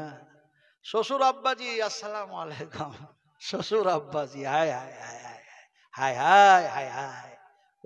শ্বশুরের সাথে সম্পর্ক রাখতে হবে, তার সাথে ভালো ব্যবহার করতে হবে, কিন্তু ওটা তোমার আব্বা নয়। রাসূলুল্লাহ বলেছেন, তোমার জন্মদাতা নয়, তোমাকে আদর স্নেহ সে করে নাই, আব্বা বলা যাবে না। হাদিসে নিষেধ আছে, আব্বা বলা যাবে না। আব্বা হচ্ছে সেই যে যার রক্তের সাথে তোমার সম্পর্ক, আর দেখা যায় তার খিদমত সেবা করার জন্য আল্লাহ পাকের অর্ডার আছে। আল্লাহ পাক বলেছেন, ওয়াকাযা রাব্বুকা আল্লা তা'বুদু ইল্লা ইয়াহু ওয়া বিল ওয়ালিদাইনি ইহসান। ফলে ওটা তোমার ওয়ালিদাইন নয়। শ্বশুর আব্বাজি কেমন আছেন? শাশুড়ি আম্মা ভালো আছেন? হায় হায় হায় হায় হায় হায় হায়। আর বুড়ো আর বুড়ি আব্বা মা এক ঘরে শুয়ে আছে, কত যে আপেল খায়, আঙ্গুর খায়, আরো কত কি করে, কত কি আনন্দ করে। বিশ্ব নবীজি বললেন, ও সোনার টুকরারা, আমার উম্মতেরা, মায়ের সামনে যাবে, তোমার আব্বার সামনে যাবে, আমি রাসূলুল্লাহ বলছি, তোমার মায়ের সামনে গিয়ে সালাম দিবে, আর তোমার মায়ের মুখটা যতবার দেখবে, আর তোমার মা হাসবে, তোমার আব্বা হাসবে, আমি রাসূলুল্লাহ বলছি, কবুলিয়াত মকবুলিয়াত যেন উমরা হজের সমান নেকি হয়ে যাবে। শাশুড়ির মুখ দেখলে হবে না, শ্বশুরের মুখ দেখলে হবে না। কোথায় আজ আমরা চলে গেছি, আমরা এত নাফরমান উম্মত হয়ে গেছি। হাই হাই, আমি আসলে ইনশাআল্লাহ সে কথা আলোচনা করব। সালাম দিলেন কে? নবীজিকে সালাম দিলেন কে? হযরত জিবরিল আলাইহিস সালাতু ওয়াস সালাম। আসসালামু আলাইকা ইয়া রাসূলুল্লাহ। নবীজি বললেন, হে আমার রফিক, হে আমার দোস্ত। হাঁচি আসলো, প্রশংসা করলাম। আকাশে এত বিকট শব্দ কিসের হলো, যেটা আস্তে করে আমার আল্লাহ আমার কানের মধ্যে পৌঁছায় দিলেন। হযরত জিবরিল বললেন, ইয়া রাসূলুল্লাহ, হে আল্লাহর রাসূল, যে সময় আপনি যেন হাসি আসলো আপনার, আর আপনি যেন দেখা যায় এমনি করে আল্লাহর প্রশংসা করলেন, ঠিক যেন দেখা যায় প্রথম মানুষ যাকে আল্লাহ পাক বানিয়েছিলেন আদম, যেন দেখা যায় তারও হাসি এসেছিল, সেও যেন আলহামদুলিল্লাহ পড়েছিল, আল্লাহ তার জবাবে যেন এইভাবে বলেছিল, ইত্যাদি ইত্যাদি শোনাতে শোনাতে শোনাতে শোনাতে এবার যেন জিবরিল বলছেন, শুনুন, আপনি যখন এরকম বললেন, আল্লাহ সুবহানাহু ওয়া তাআলা এমনি করে সৃষ্টির মধ্যে থেকে আকাশ সৃষ্টি করেছেন যতদিন, এর পূর্বে যেন কখনো সেই গেট খোলা হয় নাই, কিন্তু আকাশে অনেক গেট আছে, তার মধ্যে একটা গেট যেন খুলে দেওয়া হয়েছে। যখন আপনি ওই কথা বললেন, গেট খুলে দেওয়া হলো, গেট খুলতে গিয়ে যে স্লোপিন আওয়াজ, যে শব্দটা, সেটা আপনার কর্ণের মধ্যে পৌঁছে দেওয়া হয়েছে, আর ওই গেট দিয়ে আমি জিবরিল আর সহকর্মী ফেরেশতারা আসলো, আর যেন সেই গেট দিয়ে দেখা যায় শুধু আমি আসলাম না, ফেরেশতা আসলো না, বরং দেখা যায় আপনার জন্য একটা উপহার আনা হয়েছে, শুধু আপনার জন্য নয়, আপনার উম্মতের জন্য উপহার আনা হয়েছে। নবীজি বললেন, আমার রফিক, আমার দোস্ত, দেখা যায় এমনি করে যেন দেখা যায় ওই আকাশে কি গেট আছে নাকি? এমন সময় জিবরিল বললেন, বাবুস সামাওয়াতি ওয়াল আরদ। বাবকে মানে হলো দরওয়াজা, বাবকে মানে হলো গেট, বাবকে মানে হলো গেট, সামাকে মানে হলো আকাশ, আরকে মানে হলো জমিন। এখন দেখা যায় তওবার গেট কোনটা, রহমতের গেট কোনটা, ইস্তেগফারের গেট কোনটা, গেটের ওপরে যদি আলোচনা করা যায় অনেক সময় চলে যাবে, আমি সেদিকে যাব না। কথাটা বলতেছিলাম, এমন সময় উপহার নিয়ে আসা হয়েছে ওই গেটটা দিয়ে, আর গেটটা আবার যেন পুনরায় আল্লাহ পাক বন্ধ করে দিয়েছেন। দুনিয়া ধ্বংস হওয়ার পূর্বে আর সেই গেট আল্লাহ পাক খুলবেন না, সেই গেটটা খোলা হবে না। সেই গেটটা কেমন? সূর্য যখন দেখা যায় পশ্চিম দিক থেকে উঠবে, পূর্ব গগনে যেন অস্তমিত হবে, তারপর ওই গেটে যে যেন মিশে যাবে, সব আজকে আমি আলোচনা করতে পারবো না। আমার সোনার টুরেরা, কথা যেন বলতেছিলাম কি, এমন সময় বিশ্ব নবী মুহাম্মদুর রাসূলুল্লাহ সাল্লাল্লাহু আলাইহি সাল্লাম বলেন, উপহারটা কি একটু শোনায়া দাও। সেই সময় যেন হযরত জিবরিল বললেন, বিসমিল্লাহির রাহমানির রাহিম, আলহামদুলিল্লাহি রাব্বিল আলামিন। উপহার অন্য কিছু নয় নবীজি, এমনি করে জীবনে জিন্দেগিতে আপনার উম্মতেরা, আমরা ফেরেশতারা এমনি করে দেখা যায় নামাজ শুরু করলে, সালাত শুরু করলে সেটা দিয়ে শুরু করতে হবে, সেটার নাম হচ্ছে সূরা ফাতিহা। এই উপহার আপনার কাছে নিয়ে এসেছি। বিস্তারিত আলোচনায় না গিয়ে হযরত আবু বকর সিদ্দিক রাদিয়াল্লাহু তাআলা আনহুর কাছে যেন বিশ্ব নবী মুহাম্মদ সাল্লাল্লাহু আলাইহি ওয়াসাল্লাম বলছেন, এই উপহার এসেছে আবু বকর, আবু বকর, আবু বকর। আবু বকর দেখা যায় সে সময় সাহাবায়ে কেরামদের সংখ্যা কম হলেও, সে সময় মুসলিমদের সংখ্যা কম হলেও আল্লাহ পাক সুবহানাহু ওয়া তাআলা এখন মুসলিমদের সংখ্যা অনেক বেশি করে দিয়েছেন। নবীজিকে বলছেন, আবু বকরকে বলছেন, ওয়াজকুরু ইজ আনতুম কালিলুম মুস্তাজআফুনা ফিল আরদ তাখাফুনা আন ইয়াতাকাত্তাফাকুমুন নাস فآواكم وأيدكم بنصره ورزقكم من الطيبات لعلكم تشكرون। ইনশাআল্লাহ আমি যদি কখনো আসি তাহলে এই আয়াত এই শব্দের আমি বিস্তারিত আলোচনা করব তাফসীর থেকে ইনশাআল্লাহ। আজকে আমি পারলাম না, কথাটা বলতেছিলাম যে আল্লাহ পাক বললেন স্মরণ করো তোমাদের সেই পূর্বেকার কথা যখন তোমরা সংখ্যায় কম ছিলে। জোরে বলুন সুবহানাল্লাহ। আমরা এখন সংখ্যায় কম না বেশি? টাইম মনে হয় শেষ হয়ে গেছে। হ্যাঁ, শ্বশুর আর আব্বা, শ্বশুর আব্বাকে কি বলে ডাকবে? হায় হায় হায় হায়। এখন দেখা যায় আপনারা আমরা যারা বিয়ে করেছি, যারা বিয়ে করেছি, যারা বিয়ে করেন অধিকতবাদ, হ্যাঁ, যারা বিয়ে করেছেন, তো স্ত্রীর বোন কে আপনারা কি বলেন? হ্যাঁ, শালি। সর্বনাশ, হায় রে মানুষ বলছে শালি বলে। আর আপনার স্ত্রীর ভাইকে শালা। হায় হায়, দেখেন কোথায় আমরা কি ভাষা শিখিয়েছি। আরে নবীজি মোহাম্মদ রাসূলুল্লাহ সাল্লাল্লাহু আলাইহি ওয়াসাল্লাম তিনার যেন দেখা যায় মা ফাতেমার বিয়ে দিলেন হযরত আলী কাররামুল্লাহ ওয়াজহুর সঙ্গে। হযরত আলী কখনো নবীকে একবারও বলে নাই শ্বশুর আব্বাজি। বলেছেন? বলেছেন? বলেন নাই। দেখা যায় এমনি করে হযরত উসমান গনি রাদিয়াল্লাহু তাআলা আনহু তিনি যেন দেখা যায় নবীর মেয়ের দুইবার যেন তিনি যেন জামাই। কথা বুঝেন কিনে? একবারও নবীকে শ্বশুর আব্বাজি বললেন না। আল্লাহ পাক বলছেন, কি বলছেন, কি বলতে হবে শোনো। আল্লাহ পাক এই বলে আমি শেষ করবো, কিন্তু যত বলবেন, একটা কথা আছে না, মৌমাছিকে যত ঘোচাবেন কি হবে? মধু আসবে। তো কিন্তু আমি জানি, বুঝতে পারছি আপনারা সেইভাবে হয়তো আমাকে চাইছেন ব্যবহার করতে, কিন্তু আমার প্রচন্ড খিদা পেয়েছে। আমি খাবার কিছু এখনো খাই নাই, প্রচন্ড খিদে লেগেছে। কথাটা বলতেছিলাম যে আল্লাহ পাক বলছেন কি বলতে হবে শোনো, আমি বলে দিই। ফাইল তাবু ওয়া আকামুস সালাতা ওয়া আতাউ যাকাতা ফা ইখওয়ানুকুম ফিদ্দীন।